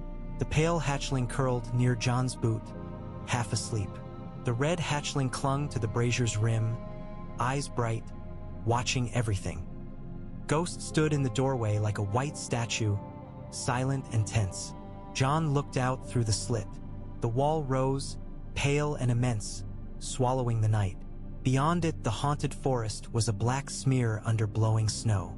For a moment, Jon saw nothing but darkness and storm. Then, far out among the trees, a faint blue glimmer flickered. It was small, no bigger than a lantern seen from far away. It might have been a trick of wind and ice, but Jon knew that blue. He had seen it in dead eyes. The black hatchling clicked softly. His claws tightened on Jon's sleeve. Jon felt the ember in his mind flare, as if something distant had sniffed the new fire and turned its head. He did not know if the dead could feel it. He did not know if the wall could hide the scent of dragon heat from whatever watched beyond. He only knew that something in the dark had noticed. Jon closed his eyes for a moment and let the cold air bite his lungs. When he opened them again, the blue glimmer was gone, swallowed by storm and trees. Behind him, Sam's voice drifted from the chamber, nervous and hopeful all at once. "They're sleeping," Sam said quietly. "All three of them. Can you believe it? They're really here." Jon did not turn. He stared into the dark until his eyes watered. "Yes," he said, and his voice sounded like iron cooling in snow. "They're here." The black hatchling shifted on his arm and pressed its head against his wrist, warm and insistent, as if reminding him who had paid to bring them into the world. Jon tightened his jaw. Beyond the wall, the wind howled like a horn no man could hear, and somewhere in the haunted forest a patient cold waited, listening for the next words spoken in an ancient tongue. Morning did not belong to Castle Black the way it belonged to warmer places. Here the day arrived like an intruder, gray and grudging, pushing at the night with pale hands. The wind never truly slept. It only changed its tone. Jon Snow had not slept at all. He sat on the overturned crate in the forge chamber and watched the hatchlings breathe, counting the rise and fall of 3 small chests as if numbers could keep them alive. The coal-black one balanced on his forearm with an ease that felt wrong in something so new. His claws hooked lightly into his sleeve. Every so often it tilted its head, studying Jon with molten gold eyes as if measuring the distance between them and finding it unacceptable. The bandage on Jon's palm had darkened through in the night. He had tightened it until the cloth bit into skin, but blood found its way out anyway, a slow insistence like the sea wearing stone. He tried not to look at it. He tried not to think of the way the hatchling's hot tongue had touched the cut and how the pain had been followed by that pull, that thread tightening in his chest. Across from him, Samwell Tarly knelt near the brazier, hair uncombed, cheeks smudged with soot, holding strips of rabbit meat with fingers that trembled. The ash-colored hatchling nosed at the offering like a wary cat, then took a bite so small it seemed almost polite. It chewed with slow determination, eyes half-lidded, savoring warmth as much as flesh. The deep red hatchling wanted nothing offered. It wanted to take. It clung to the iron rim of the brazier with hooked claws and watched both of the others, throat pulsing as it swallowed the last of a strip it had stolen earlier. It hissed when Sam shifted too quickly. It hissed when the coals snapped. It hissed at its own reflection in the obsidian shards of the dragonglass circle. Ghost stood in the doorway, silent and rigid, his pale fur bright against the soot-stained stone. The direwolf's eyes never settled. They moved between the hatchlings and Jon's bleeding hand and the dark corners of the chamber as if expecting an old enemy to step out of shadow. Heat made Ghost uneasy. It was not natural here. It did not belong beneath the wall. Jon felt the same in a different way. The warmth in the forge chamber had begun to feel like a lie the stone told itself.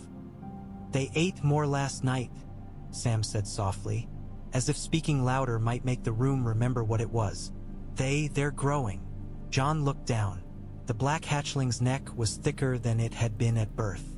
Its wing joints looked less like folded parchment and more like something that might someday hold air. He should have been pleased. He should have felt victory. Instead, he felt the steady drain behind his eyes, the heaviness in his bones. Each time the hatchlings fed, each time the black one pressed against his palm, Jon felt himself thin, not in flesh but in something harder to name. It was like giving away heat in a blizzard. You did not notice at first. Then one day your fingers stopped obeying. Satin stood watch just inside the doorway, cloak pulled tight, breath steaming. His gaze flicked often to the hatchlings, fascination warring with fear. He spoke as if afraid the creatures might learn his voice. "If anyone knew," he murmured, "they'd come from the shadow tower to see. Half the bloody watch would. Half the bloody watch would try to sell them," Jon said, and his voice was flatter than he meant it to be. Sames maut taitant.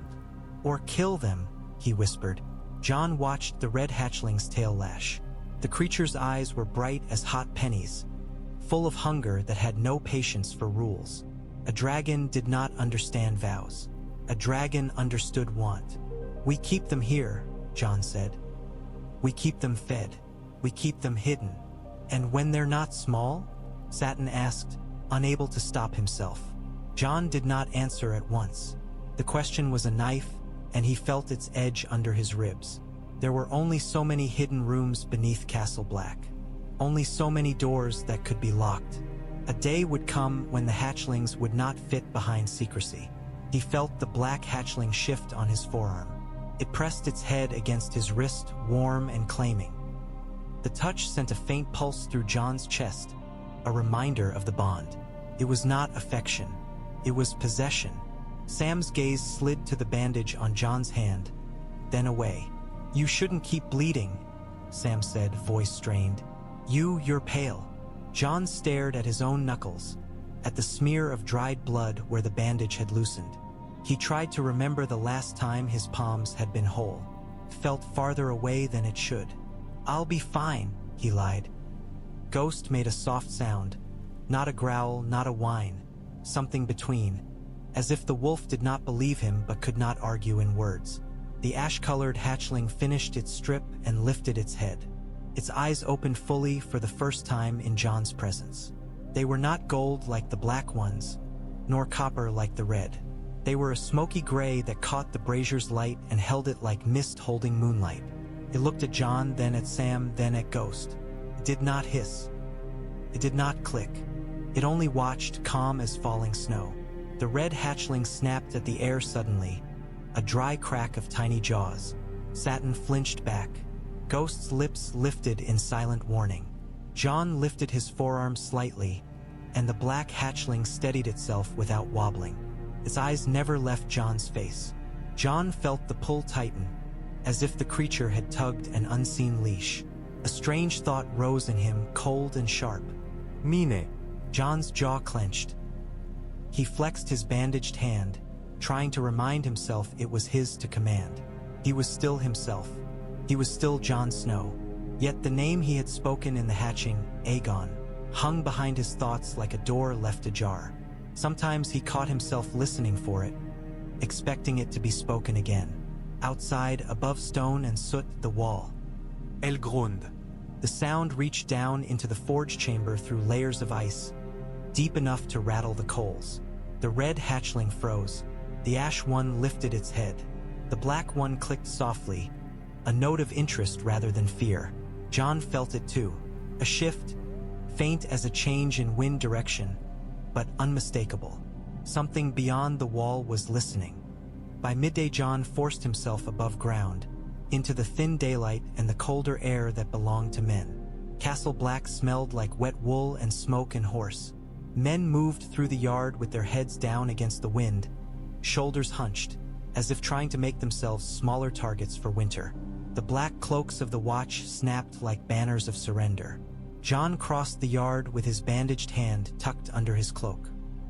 The cloth had dried stiff, and every time he flexed his fingers he felt the wound pull, a quiet reminder of what lay beneath the armory.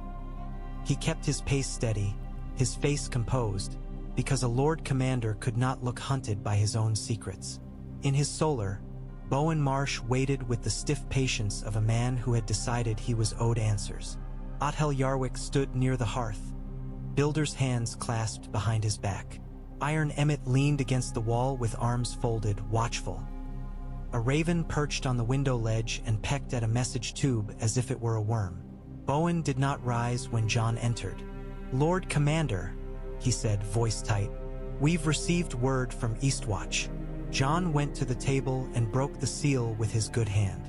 The parchment inside was cramped with Maester Harmune's script, ink spattered as if written in haste. Whites on the shore, ice in the bay, lights in the forest, blue as corpse eyes.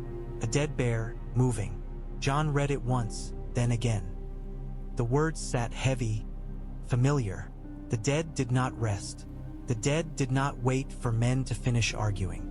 He folded the parchment. "Double the watches," he said. "Send more dragonglass to Eastwatch. Tell them to burn anything that moves at night." Bowen's mouth twisted. "Dragonglass," he repeated, as if the word offended him. "We've precious little as it is, and you keep spending it like copper." "I spend it to keep men alive," Jon said. "And to make pretty circles around your secrets?" Bowen asked, voice sharp. Silence snapped tight in the room. Even the raven paused, head cocked. Jon held Bowen's gaze.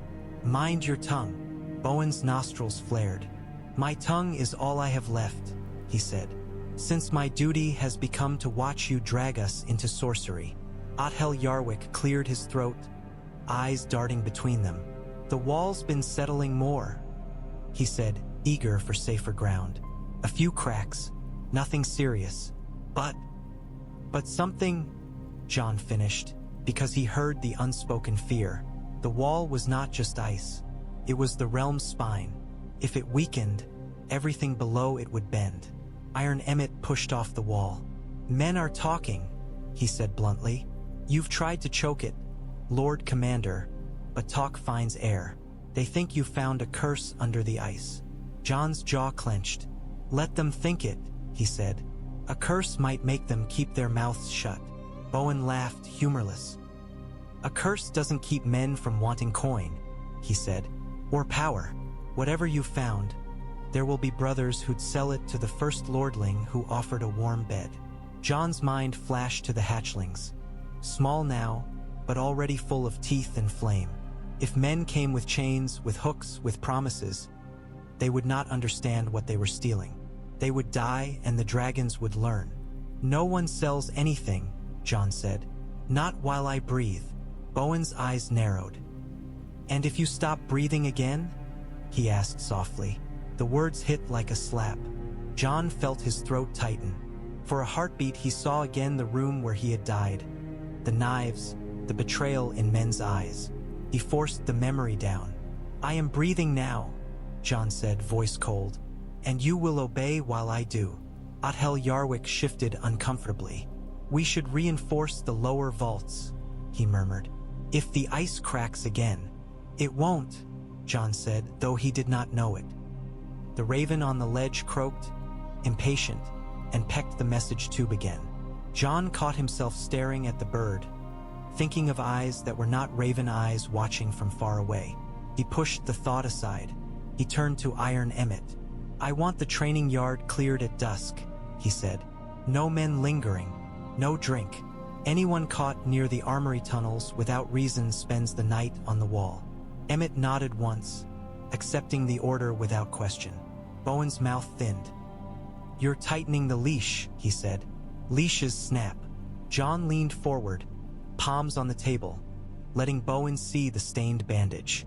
"Then don't pull it," he said. For a moment Bowen's gaze flicked to the bandage, and something like fear crept into his eyes before he smothered it with anger. "What have you done to yourself?" he asked. Jon straightened. "Nothing you need to know," he said. The lie tasted bitter. His whole life had been made of lies. About his mother, about his name, about his place in the world. He had thought taking the black would free him from them. Now he was weaving new ones, thicker and darker, because the truth was fire and fire spread. When Bowen Marsh left, he did so with rigid shoulders. Othel Yarwick muttered about stone supports and retreated to his work. Iron Emmett remained, watching Jon with the steady gaze of a man who had seen too much blood to be fooled by bravado. "You're burning yourself," Emmett said quietly. Jon's mouth tightened. I'll manage. Emmett's eyes flicked toward the floor, as if he could see through it to the chamber below. Just don't burn the rest of us with you, he said, and then he left. Jon stood alone in his solar, listening to the wind and the raven's soft croak. He looked down at his bandaged hand. The cloth was stiff with dried blood, and beneath it the cut throbbed, slow and persistent, like a second pulse. He thought of the black hatchling's molten eyes. He thought of the faint blue glimmer in the forest. He closed his fist and felt the bandage pull, and the pain reminded him he was still flesh. For now. That evening Jon went back down into the hidden chamber, not because he wanted to, but because the bond demanded understanding. Sam followed him with the same reluctant devotion he brought to all Jon's madness. He had wrapped himself in extra wool, as if cloth could guard against old words. The folio was tucked under his arm like a shield. The stone door slid aside at Jon's touch, and the chamber breathed its wrong warmth into their faces. The smell of ash rose, dry and sweet. Jon's stomach tightened with a sensation too close to recognition. The obsidian bowl waited on the altar slab, blacker than the night outside, its rim carved with curling script. It looked empty. It did not feel empty. Jon felt it like a mouth in the dark. Sam set the folio down and opened it with careful hands. I found more, he whispered, as if the chamber might be offended by loud voices. Not just hatching, binding, feeding. It speaks of keeping dragons from turning on their own. Jon's jaw clenched. Read. Sam wet his lips. It says, dragons are fire-given flesh, he translated. And flesh has hunger. The bond is meant to shape the hunger, to make it obey. Through blood, Jon said. Sam's eyes flicked to Jon's bandaged hand. Through blood, he agreed, voice tight. And through names. Jon stared at the bowl. He remembered the moment he had spoken the name Aegon and felt the chamber answer. He remembered the way the black hatchling had pressed against his palm like a seal. The name had been offered. The name had been taken. He flexed his fingers. The bandage pulled, and a dull ache spread up his wrist. What does it want now? Jon asked. Sam swallowed. An oath, he said. It calls it a leash of words. It says if you give the fire a boundary, it will accept it. For a time. For a time, Jon repeated. Sam's voice trembled. There's always a price, he said. Jon, you already paid a name. That's not nothing. Jon's mouth tightened. A name doesn't stop the dead, he said. An oath might keep the dragons from killing my men. Sam flinched at the bluntness. And if the oath fails? Then we die, Jon said. And the words came out calm because panic would help nothing. He unwrapped his hand. The cut was there, raw and persistent. When he pressed lightly, blood welled at once. Sam's eyes squeezed shut for a heartbeat, as if he could will the world back to normal. Jon held his palm over the bowl. The air in the chamber felt thick, waiting. A single drop fell. It landed and the bowl rippled. The black surface moved like water in moonlight, a slow spreading circle that made Jon's skin prickle. The warmth in the chamber deepened, and the carvings on the walls brightened, faint red light seeping into their grooves as if the stone itself blushed. Sam began to read the high Valyrian lines, voice halting but stronger than before. The words sounded less like a prayer now and more like a command whispered through clenched teeth. Jon listened, and without intending to, he understood fragments. A boundary, promise, a mouth that must not bite the hand that feeds it. When Sam reached the place where the vow was to be spoken, he looked up at Jon with pleading eyes. It says you must name what you forbid, he whispered. You must be precise. Jon's throat felt tight. He thought of the red hatchling's sharp eyes. He thought of Satin's quick movements, of Iron Emmett's steady stance, of brothers with fingers numb from cold who would not be fast enough to dodge fire. He leaned over the bowl. The black surface reflected torchlight in warped streaks. For a heartbeat he saw not his own face but a blur of pale hair and violet eyes. His dream's woman, smiling as if amused. Jon swallowed and spoke. "I bind you," he said, and the words that followed were not in the common tongue. They slid out in high Valyrian, smooth as if he had spoken them all his life. "To my blood, to my breath, to my vow. You will not burn the living of my watch. You will not take their flesh. You will not answer their fear with fire." Sam's face had gone white. He stared at Jon as if seeing a stranger. Jon continued because stopping felt impossible once the words began. "If the dead stand before you," he said, "you may burn. If they do not, you will hold." The bowl pulsed. Jon felt it in his palm.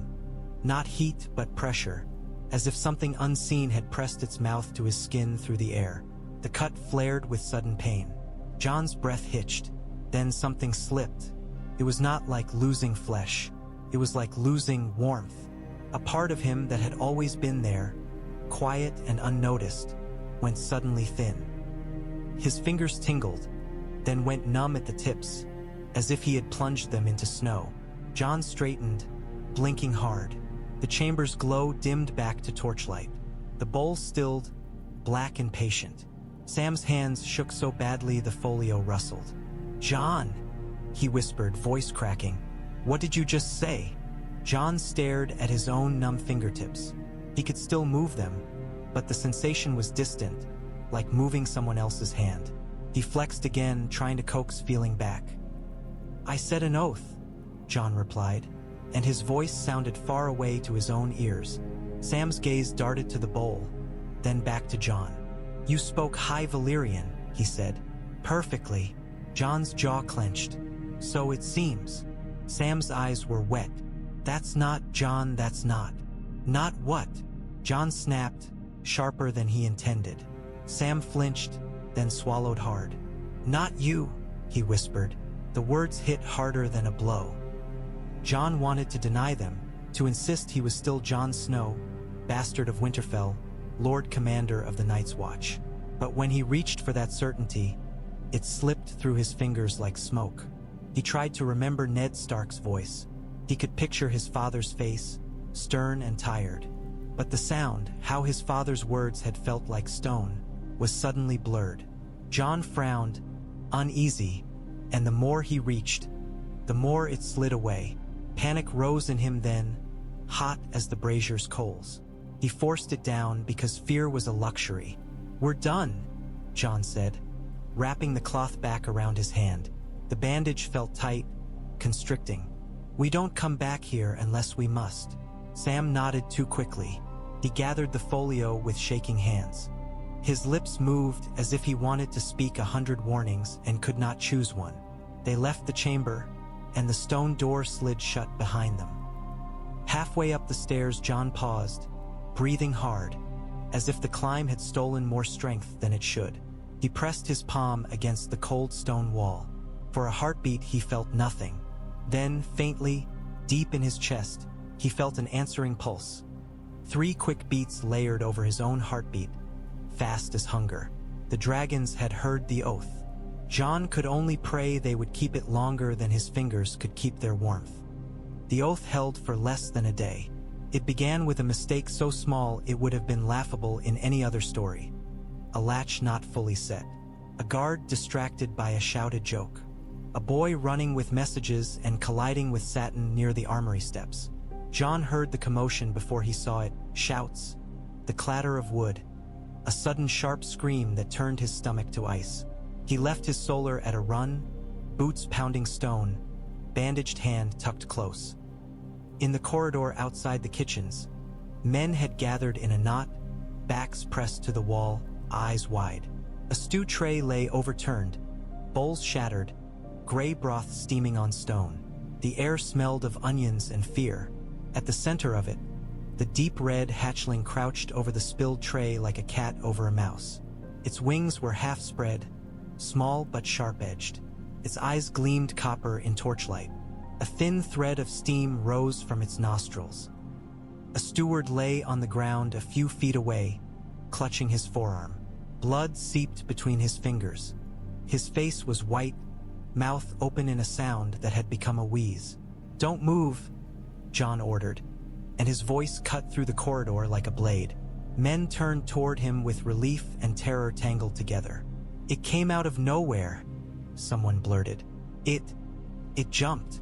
"It's only a hatchling," another whispered, as if trying to make the fear smaller by naming its size. "Only a hatchling."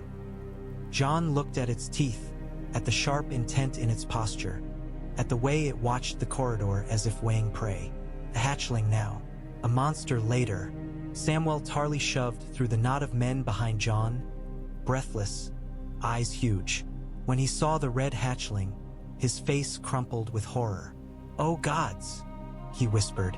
"Jon!" The hatchling's head snapped toward Sam at the sound. It hissed, a dry whisper of threat. A faint flicker of flame showed between its teeth.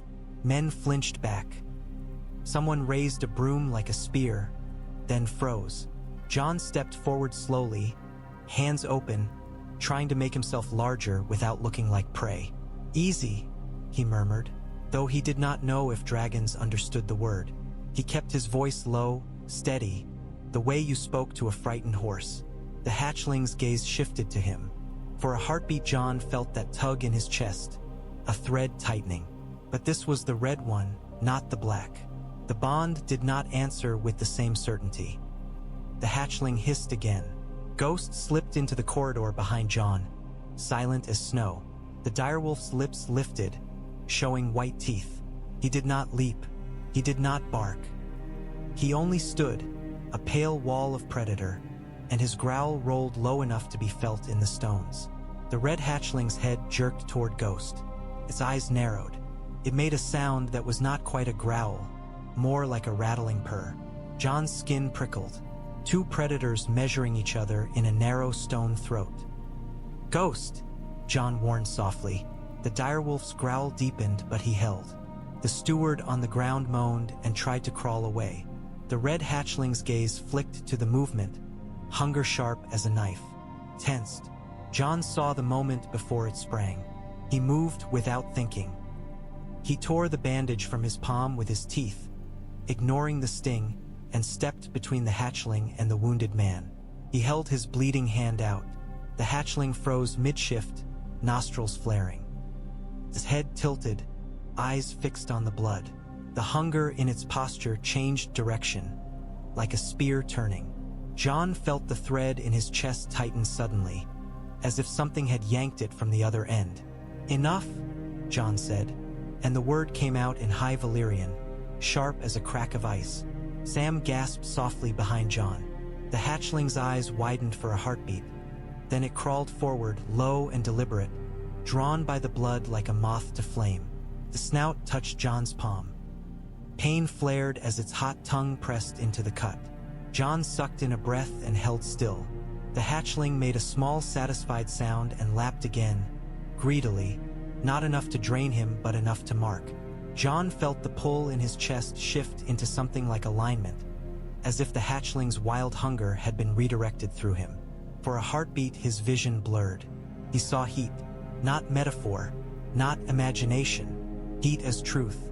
Men's bodies glowed in shapes of yellow and red. Ghost was a pale cold mass edged with warmth. The hatchling was a bright knot of fire, restless and sharp. The spilled stew steamed like a small cloud of life. Jon blinked hard and the normal world returned, but the afterimage lingered behind his eyes. The hatchling lifted its head, blood on its snout. Clicked once, a sound like a chain catching.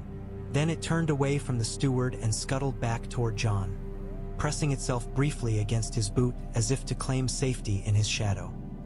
A shaky breath went through the corridor. Men exhaled as if they had been holding their lungs since the scream. Sam grabbed Jon's elbow, fingers tight. "Jon," he hissed, voice low. "Your hand." Jon ignored him. He looked at the steward. "Get him to Maester Clyda's," he ordered. "Now. And if anyone bleeds near these creatures again, I want to know." The men moved at last, lifting the steward carefully. His face was twisted with pain, but his eyes were locked on the hatchling with a fear that went deeper than injury. He whispered something, perhaps a prayer. Jon watched them go, then looked down at the red hatchling. It sat on the stone like a smug cat, licking its teeth clean. It glanced toward Sam once, then away, as if dismissing him. "You cannot do that again," Jon said softly, though he did not know if the creature understood the words or only the tone. The hatchling hissed, not in defiance, but in irritation at being told anything. Ghost's growl had faded, but the direwolf's eyes remained hard. He stepped closer to Jon, shoulder brushing his leg, a silent reminder that Jon had always belonged to wolves, not dragons. Sam. His voice trembled. "It went for the blood," he whispered. "Jon, it wanted the blood more than the meat." Jon stared at his bleeding palm. The cut burned now, angry and open. He wrapped it again quickly, tighter than before. "I know," he said. A cold realization settled in him then, heavier than any cloak. The dragons were not just bound to his blood. They were learning to want it. Melisandre found Jon where the snow blew hardest, as if she preferred the bite of winter to the warmth of men. He was in the courtyard near the practice yard, overseeing the clearing Iron Emmett had ordered. Men moved torches, stacking barrels, making space no one dared ask for. Jon kept his gaze on their hands, on their eyes, watching for curiosity sharpened into intent. When Melisandre's red robe appeared at the edge of torchlight, the yard's murmurs faltered. A few brothers made the sign against evil. Others simply stared. Jon felt her before he looked at her, the way you felt a fire in a cold room without seeing the flame. She approached without hesitation, snow gathering on her hood. Her face was pale and smooth, too calm for the world around her. The ruby at her throat pulsed faintly, catching the torchlight and throwing it back with a deeper glow, as if there were another flame inside the stone. "Lord Commander," she said, and her voice carried easily through the wind. Jon's mouth tightened. "Lady Melisandre," he replied, keeping his tone level. "You're far from your tower." Melisandre's gaze went immediately to his hand. "You bleed," she said softly. "It's nothing," Jon lied again, because lying had become as natural as breathing. She stepped closer. Ghost, who had been pacing behind Jon, stiffened. The direwolf's ears pricked forward, body tense. He did not growl, but his tail held still, the way it did when he watched a threat. Melisandre did not look at Ghost. "The fire beneath your wall has changed," she murmured, as if speaking to herself. "I felt it. A new heat." Jon's jaw clenched. Samwell Tarly hovered in the shadow of an archway, clutching the folio like a child with a blanket. He looked ready to bolt if Melisandre so much as glanced at him. "What do you want?" Jon asked. Melisandre's eyes lifted to his face. In them Jon saw the same unsettling certainty he had seen when she spoke of kings and prophecies. "To warn you," she said. "I've had warnings enough," Jon replied. "And yet you keep walking toward the flame," she said, not unkindly. "Men always do. They think they can hold fire in their hands without being burned." Jon took a breath. The cold air cut his lungs. "We need fire," he said. "The dead fear it. The dead fear many things," Melisandre said, "and the living fear what you're building." Jon felt anger stir, a heat in his chest that did not belong entirely to him. "I'm not building a throne," he snapped. "I'm building a weapon." Melisandre's mouth curved faintly. "Weapons cut both ways," she said. She reached toward his bandaged hand. Jon's muscles tightened automatically. He pulled his hand back. Melisandre's fingers hovered in the air a moment, then withdrew. "You speak old words now," she said. "Words that should be dead. They taste you." Jon's throat went tight. "What do you know of it?" he demanded. Melisandre's gaze drifted upward, toward the wall looming pale behind the yard. "I have seen Valyrian fires in my visions," she murmured. "Black stone, blood on altars, dragons chained and fed like gods." Her eyes slid back to Jon. "And I have seen the cold learning to answer." Jon's skin prickled. "Answer?" he echoed. Melisandre's ruby pulsed. "Ice listens," she said softly. "It always has. It remembers every footstep, every crack." If you speak a language older than the wall, do you think the wall is the only thing hearing you? Jon thought of the faint blue glimmer beyond the forest, of the way the hatchlings had stilled when the wall groaned. He thought of the bowl's ripple and the numbness in his fingers. He forced his face to remain still. "What did you see?" he asked. Melisandre's eyes narrowed, as if focusing on something far away. "A man with snow in his hair," she said. His hand bleeding, his mouth full of fire. 3 shadows behind him, winged and hungry, and across the darkness, another shadow, cold and crowned, turning its face toward the heat. Jon's jaw clenched. "The Night King," he said, though the title tasted like a tale. Melisandre did not confirm it. She did not need to. Sam stepped out of the archway, unable to stay silent. "Jon," he blurted, voice cracking. We shouldn't let her." Melisandre turned her head, and her gaze pinned Sam like a knife. "You read the old words," she said, "and it was not a question. You think books make you safe." Sam's face went pale. Books are all I have," he whispered. Melisandre's expression softened, just a fraction. "Then read this," she said. "Blood magic is a bargain. Every bargain takes something you do not notice until it is gone. If you keep feeding them, you will wake something in yourself that cannot be put back to sleep." Jon's bandaged hand throbbed. He looked at her, and the urge to deny her was sharp. Yet he could not deny the numbness creeping up his fingers. He could not deny the way anger came quicker now, hotter, less patient. "What would you have me do?" Jon demanded. "Let the dead come and kill us while I keep my hands clean?" Melisandre's gaze held his. "No," she said quietly. "I would have you know the cost before it is demanded." Her voice dropped lower. "And I would have you remember your name." Jon's stomach lurched. "My name is Jon Snow," he said, too fast. Melisandre watched him a long moment. In the torchlight, her eyes looked almost black, deep and unreadable. "Is it?" she whispered. Ghost growled then, a low rumble that made nearby men shift uneasily. Jon's hand went instinctively to Ghost's fur, fingers pressing into the thick coat, grounding. Melisandre stepped back, as if conceding the space. Snow gathered on her shoulders like ash. "When the cold speaks back," she said softly, "do not answer. Do not feed it with more words." Then she turned and walked away into the dark, her red robe a fading ember against snow.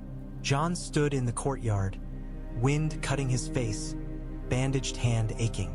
Sam came closer, eyes wide, fear and questions. "Jon," Sam whispered. "What did she mean?" Jon cut him off. "Back to the forge," he said. Sam hesitated.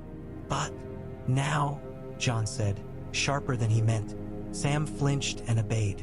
As Jon followed, Ghost at his heel, he realized his voice had carried a command that sounded too much like the ones he had spoken in High Valyrian, and the realization sat in him like a stone. They moved the hatchlings 3 days later, because the forge chamber had become too small for growing fire. It was not only size, it was heat. The coals that had once been enough now burned down too fast, eaten by a warmth that seemed to demand more. The stone walls sweated, frost melting into slick rivulets. Men complained of the armory tunnel feeling wrong, as if a summer breeze had gotten lost and refused to leave. Jon could not afford wrong, so he chose a deeper place. An ice-cut cavern once used for storing blocks of ice in warmer years, long before the watch had dwindled into ruin. The cavern was wide enough to let heat spread without betraying itself through stone. It was also far enough from the common tunnels that only a man searching would find it. They carried the hatchlings wrapped in wool as before, but it felt less like carrying eggs now and more like carrying blades that might wake at any jostle. The red one fought, hissing and snapping at gloves. The ash one curled into itself, quiet and pliant, clinging to warmth where it could find it. The black one did not fight. It watched Jon the whole way, eyes locked, as if the movement were an insult that required permission. In the cavern, Jon had iron emmet and satin lay warmed stones in piles. heating them in secret braziers and bringing them down covered to keep smoke from traveling. The stones held warmth like memory. The ash hatchling went to them at once, pressing its belly against the heat with a soft, contented click. The red hatchling prowled the cavern's edge, climbing ice ridges with quick, restless energy. It tested the new space with teeth and claws, scraping frost from the walls, leaving tiny black marks where its claws bit stone beneath ice. It hissed at its own echo. The black hatchling settled on Jon's arm as if it had always lived there. When Jon tried to set it down on a warm stone, it clicked sharply and climbed back up, hooking into his sleeve with stubborn claws. "It's going to live on you," Satin muttered, half awed, half uneasy. Jon did not answer. He felt the pull in his chest, constant now, like a tightened strap he could not loosen. Sometimes, when he tried to focus on reports or orders, he felt the black hatchling's hunger like an itch behind his ribs, demanding his attention. He found himself thinking in bursts of heat and want, then forcing himself back into words and duty. Iron Emmett approached with a bundle of leather straps. "We need to get harnesses on them," he said. "Control. If they bolt." "They won't," Jon began. Emmett's gaze was steady. "You sure?" Jon's mouth tightened. He thought of the red hatchling in the corridor, eyes bright, drawn to blood. He thought of the way the oath had held only until hunger found a crack. "No," Jon admitted. They worked carefully. The harnesses were small, cut from thick leather, fitted with buckles and loops that could be expanded as the hatchlings grew. Felt absurd, like saddling cats. Yet Iron Emmett handled the task like any other training, calm, patient, hands firm. The ash hatchling allowed it. It lay on a warm stone and blinked slowly while Emmett adjusted straps around its chest. Its eyes half closed, as if soothed by touch. When Emmett finished, it made a soft clicking sound and curled tighter to the heat, unconcerned. The red hatchling fought like a demon. It snapped at Emmett's glove, teeth scraping leather. Twisted, wings flaring, tail lashing. When Satin tried to steady it, it hissed and spat a brief flicker of flame that licked Satin's sleeve. Satin yelped and jerked back, slapping at the smoking cloth. "7 hells?" Satin breathed, eyes wide. Emmett's expression did not change, but sweat beaded under his hairline despite the cold. "Hold it," he said to Jon, teeth clenched. Jon stepped forward, bandaged hand tight under his glove. He reached for the red hatchling. The creature whipped its head toward him, eyes narrowing. For a heartbeat, Jon felt a pulse in his chest weak, unlike the black hatchling's bond. "But they're enough." He spoke a single word in High Valyrian without meaning to. "SYZ," he said. "Stay." The hatchling froze, muscles coiled, eyes blazing with anger. It trembled, as if fighting an unseen hand. Jon felt the strain in his own chest, a tightness like a rope pulled taut. Then the red hatchling stilled, grudgingly. His wings lowered. His tail twitched once, then stopped.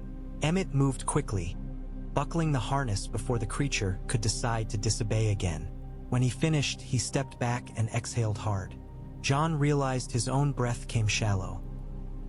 His bandaged hand ached under the glove, the cut stinging as if it had been reopened by the effort of command. He flexed his fingers and felt numbness spread farther than before, up past the first knuckle. The black hatchling clicked softly on his forearm, as if amused. Jon turned to it. Emmett approached, harness in hand, cautious now. "This one," he said quietly. "It's yours. It'll bite me if I get too close." Jon tried to lower his arm so Emmett could work. The black hatchling's claws tightened. It pressed its snout against Jon's wrist, a warm insistence. Jon swallowed. He could feel its desire like a tug. Not to eat, to claim, to bind tighter. "We have to," Jon murmured, not sure if he spoke to Emmett or to the creature. He slipped his glove off. The bandage beneath was stained. He loosened it just enough for the black hatchling to see. The creature's eyes flared. It clicked once, low and pleased, and then, without warning, it opened its mouth and pressed its tongue against the cut through the loosened cloth. Pain flared bright. Jon's jaw clenched so hard his teeth ached. He held still, because he knew if he yanked away the creature might learn defiance. The pull in his chest tightened. A pulse of heat traveled through him, not warming but taking. Jon blinked, and for a heartbeat he forgot something simple, something he had known all his life. The smell of Winterfell's kitchens in winter. The thick scent of stew and bread and smoke that had once meant safety.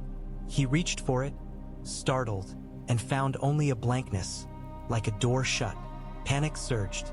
He forced himself to breathe, slow, steady. He was here. He was at Castle Black. He was Lord Commander. He could not afford to be lost in grief over a stolen scent. Emmett's voice sounded distant. "Jon." Jon opened his eyes. The black hatchling had pulled back, blood on its snout, looking satisfied. It settled again on Jon's forearm as if nothing had happened. Jon nodded stiffly. "Do it," he said. Emmett worked quickly, fitting the harness around the black hatchling's chest while keeping his hands careful, respectful, as if handling a blade that could cut him even sheathed.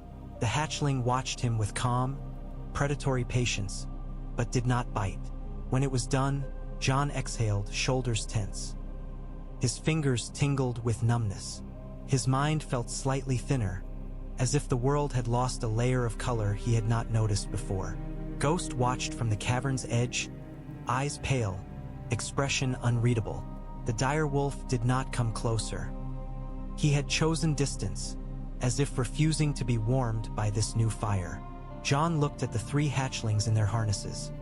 Ash curled to heat, red prowling with barely contained rage. Black perched on him like a living chain, and felt a quiet dread settle. They were growing, and so he feared was the cost. The dead sent their answer on a sled. It arrived at dusk, when the sky had turned the color of bruised iron and the wind sharpened. The horn from the gate blew once, then again, urgent. Men poured into the yard reminded of old fear, pulling on gloves, snatching spears, shoving each other in their haste. Jon came down from the wall with Iron Emmett at his side and Ghost moving like a pale blade through the snow. Edison Tollett followed, muttering, Of course. The dead can't just send a letter like civilized corpses."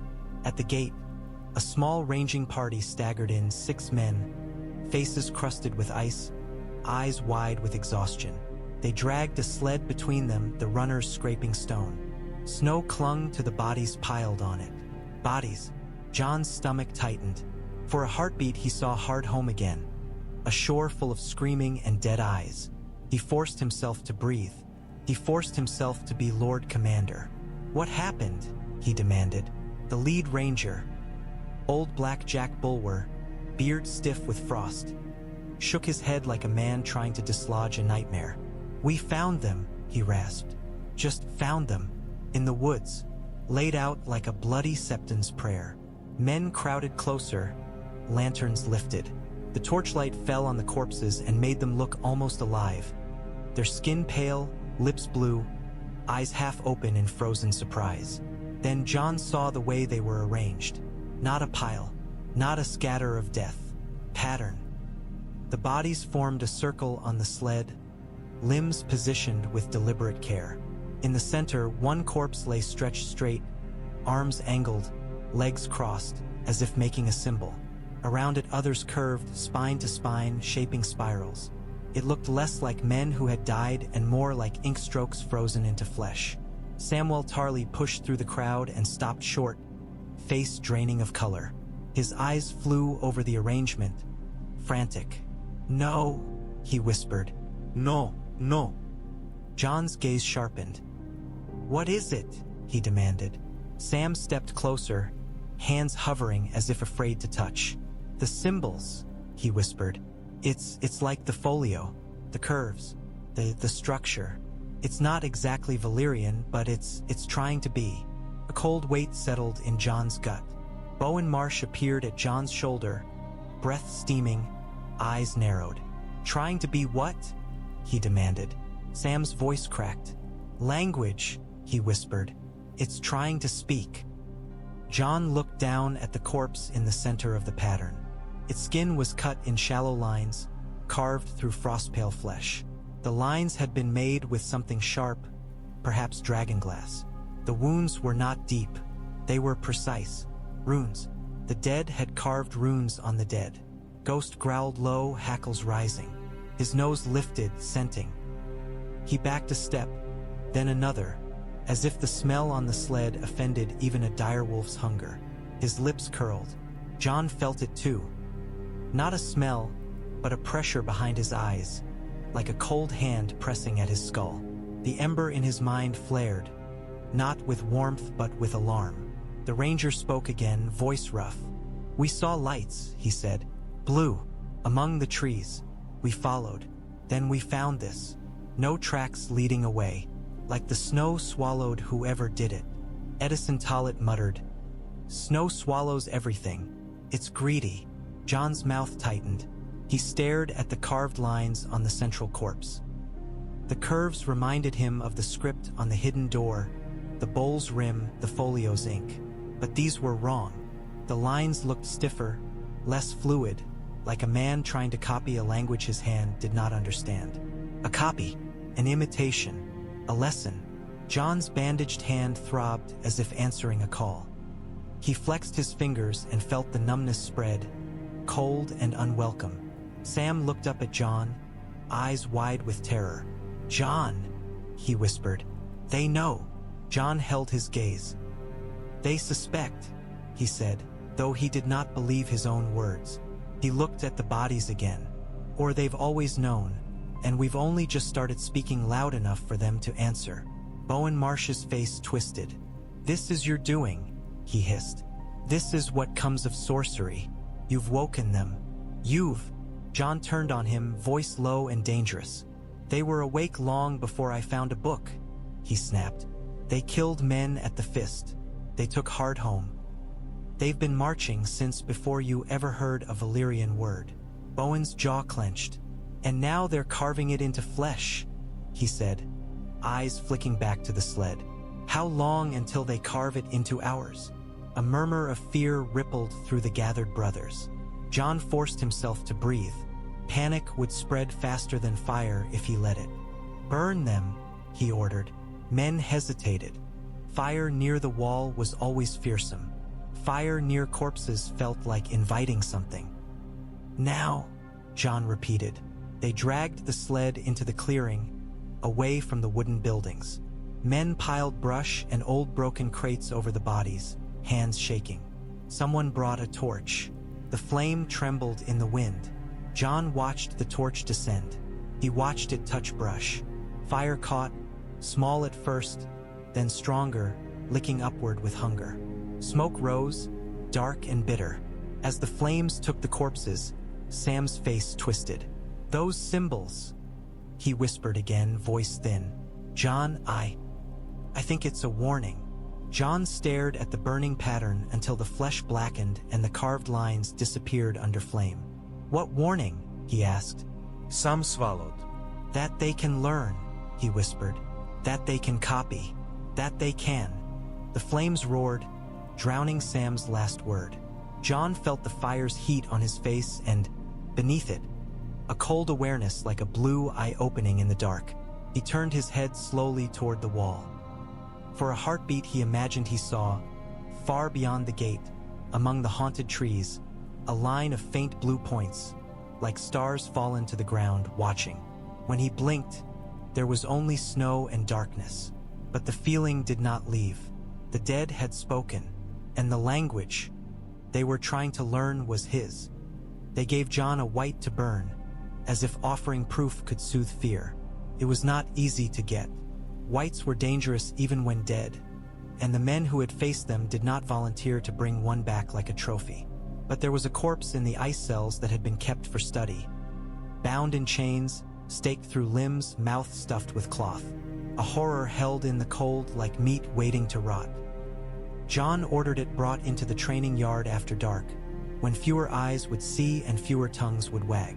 Even so, brothers explained their presence to themselves with the excuse of duty. Curiosity followed duty like a shadow.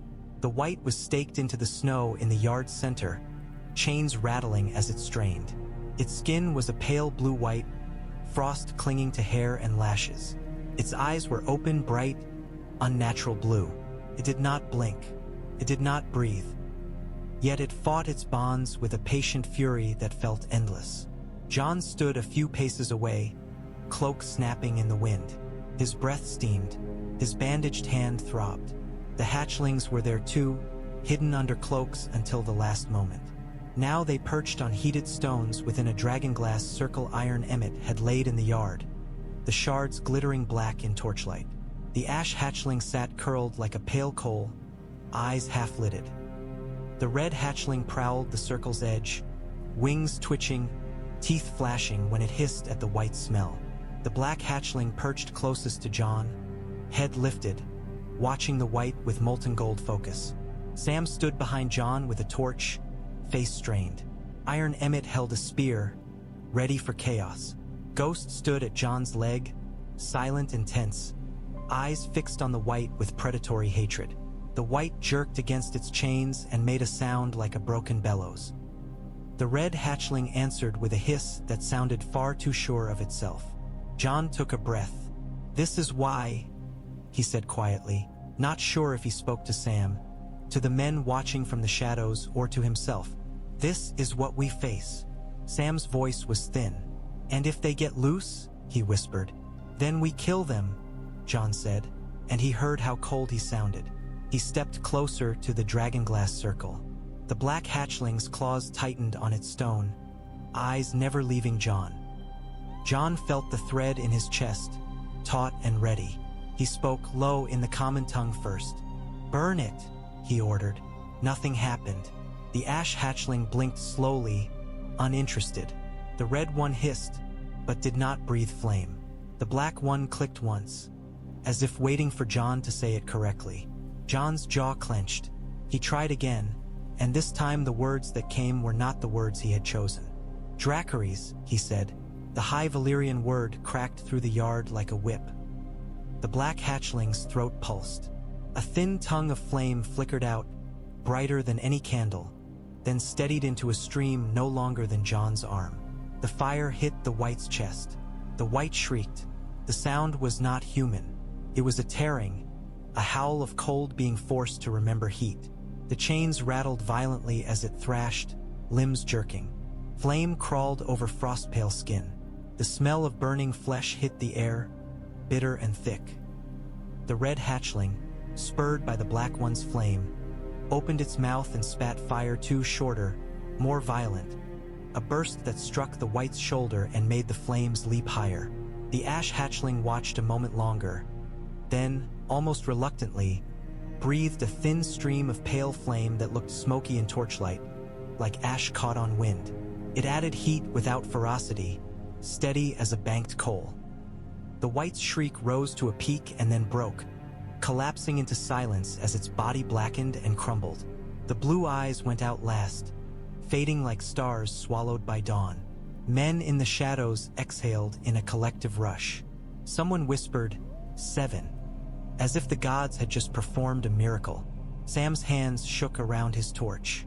Tears glittered on his lashes, though whether from smoke or fear Jon could not tell. "It worked," Sam whispered. It worked." Jon stared at the blackened remains. He felt the fire's heat on his face, and beneath it he felt something else. A deep satisfaction that was not entirely his own. A predator's contentment at prey burned. The black hatchling clicked softly and crawled closer to Jon's boot, pressing its snout against the leather. The gesture should have been comforting. Felt like ownership. Jon flexed his bandaged hand. The numbness had spread farther, up the side of his palm toward his thumb. He realized, abruptly, that the pain of the white scream had not moved him the way it should have. He had seen men die. He had watched brothers burn. He had always felt it, always carried it. Now the scream had been information, a sound of success. Jon frowned, unease rising. He tried to summon the memory of a different scream. Ygritte's voice calling his name, angry and alive. For a moment he could see her face, freckled, fierce. Then the edges blurred. The sound slipped away like smoke through fingers. Jon swallowed hard. Sam stepped closer, voice urgent. "Jon," he whispered. "Your hand." Jon cut him off with a look. He turned toward the men watching from the shadows. "You've seen what they can do," he said, voice carrying. "You've seen why we need them, and you've seen why this stays quiet." A murmur of assent, uneasy but real. Fear could be leashed by proof, at least for a moment. Jon looked down at the hatchlings again. The red one prowled, restless, hungry. The ash one settled back to warmth. The black one watched Jon with unwavering focus. Jon realized then that the dragons had not simply burned the white. They had enjoyed it, and some small, sharpening part of Jon had enjoyed it too. The Night's Watch had always been a brotherhood, but brotherhood did not mean harmony. It meant men bound together by necessity, rubbing raw against each other until either a rhythm formed or blood did. Jon felt the shift in the castle like a weather change. Conversations stopped when he entered rooms. Eyes followed his bandaged hand. Men spoke in corners. Even those who believed in him wore belief like thin cloth, useful until the cold found a seam. Bowen Marsh did not hide his contempt. He did not need to. He had learned long ago how to make disapproval a blade. That night, while Jon sat in his solar pretending to read reports, Ghost lifted his head sharply and growled at the door. Jon looked up. "What is it?" he murmured. Ghost did not answer, but he moved silent, swift, out into the corridor, paws barely making sound. Jon hesitated only a heartbeat, then followed. He pulled his cloak around his shoulders and moved as quietly as a man could, his boots softer than usual on stone. Ghost slipped ahead like smoke, leading. They went down 2 corridors and past the storage rooms near the old builder's quarters. A thin line of candlelight leaked from beneath a door that should have been dark. Ghost stopped in the shadow, ears forward, body tense. He did not bark. He listened. Jon approached, slow. The voices behind the door were low, muffled, but anger sharpened them. "He's not the man he was," Bowen Marsh's voice hissed. "You saw him speak. You saw his eyes. He's touched." Athel Yarwick's voice answered, strained. "Touched or not, he's still Lord Commander." "For now," another voice muttered. Ser Alistair Thorns had been gone. This was someone else, a veteran officer Jon recognized only by tone, a man who had served too long to trust miracles. How long until the beast he's feeding turns on us? Or until the king's here and come with chains? A rustle of parchment, then Bowen again. "We seal it," he said. "The tunnels, the chamber, whatever he's found. We lock it away, we bury it under ice and stone. If he protests," a pause, "we relieve him." Jon's stomach tightened. He felt a familiar cold settle behind his ribs. Betrayal. He had tasted it once, sharp as blood. Yarwick's voice was reluctant. "Relieve him," he repeated, as if the words weighed more than stone. "You mean kill him," the other officer said bluntly. Silence, thick as snow. Then Bowen spoke, low and vicious. "If he's willing to doom the Watch for his sorcery, then he's already killed us. I won't watch my brothers burn because he fancies himself a dragon lord." Jon's hand tightened into a fist, and pain flared under the bandage. He forced himself to breathe, slow, steady. He could not burst in swinging accusations. Not yet, not without proof, not without risking panic that would tear the Watch apart from within. Ghost's growl deepened, a low vibration in the dark. Jon laid his good hand on the direwolf's shoulder, fingers sinking into thick fur, steadying both of them. Inside, voices continued. "We can't stop the dead with vows and dragonglass alone," Yarwick murmured, and there was fear in it. "If he truly has fire, fire burns," Bowen snapped. "It doesn't care what it's pointed at. And that thing under our feet, whatever it is, it's poisoning him. Look at his hand. Look at his face. He's fading. You think he'll stop? No. He'll keep bleeding until there's nothing left of him but ash." Jon's throat tightened. Fading. The word hit too close. He thought of the numbness, the missing scent of Winterfell, the blur where Ygritte's voice should have been. Bowen continued. We act now, before he drags the whole watch into madness. We pick men we trust. We find the door. We bar it. And if he stands in our way, the other officer finished for him, voice flat. We do what we have to. Jon felt a hot surge of anger, sudden and sharp. For a heartbeat his vision flashed. Not heat sight, but something darker, a sense of claws and fire. The black hatchling's hunger stirred in his chest like a second emotion. Mine, a thought whispered, cold with possessiveness. Jon's jaw clenched hard enough to ache. He forced the thought down. He would not let the dragon's hunger become his. He backed away from the door, slow, pulling Ghost with him. The direwolf resisted slightly, growling, wanting. Jon held him steady. They retreated into the corridor's deeper shadow, leaving the candlelit conspiracy behind. Jon did not feel surprised. Bowen Marsh had always been capable of betrayal if he believed it was duty. The Watch had killed its own Lord Commander before, long ago, when the politics of kings had reached this far north. What sickened Jon was the realization that some part of him had expected it. Some part had already been sharpening for it. He returned to his solar and locked the door. He stood in the dark a long moment, breathing hard, bandaged hand throbbing. When he finally sat at his table, he did not open the reports. He stared at the blank parchment instead, thinking not of patrol routes but of men's hearts and how quickly fear could make knives. He thought of the dragons below, growing hungry. He thought of the dead beyond the wall, carving runes into flesh. Between cold that learned and fire that demanded, Jon realized there was no safe ground left, only choices. The dead tested the wall 2 nights later, as if answering Jon's fire with their own reminder. The horn blew 3 times. The sound cut through the storm like a blade. Men woke in panic, boots pounding, curses and prayers tangled together. Torches flared along the wall walk, their light swallowed and spat back by blowing snow. Jon was already moving before the 3rd blast finished echoing. He ran with Ghost at his side, cloak snapping, bandaged hand tucked close. His breath burned in his lungs.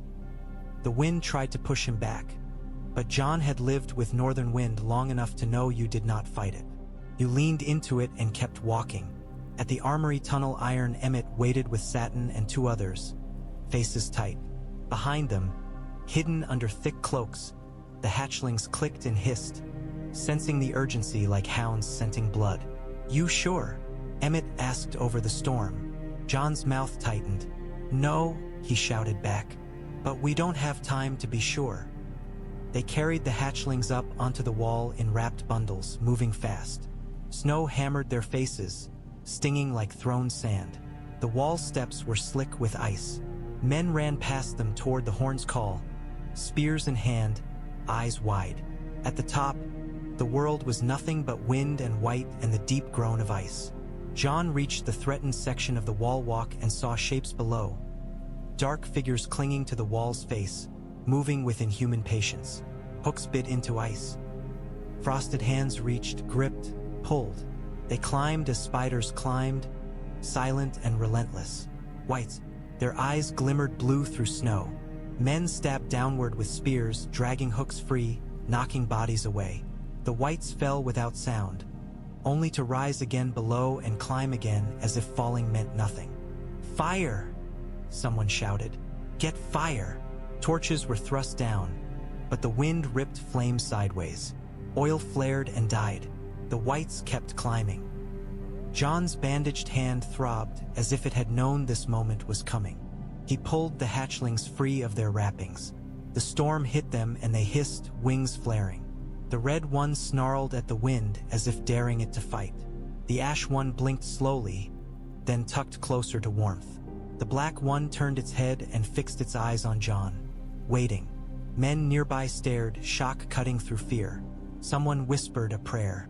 Someone else choked on a curse. Jon did not have time to care.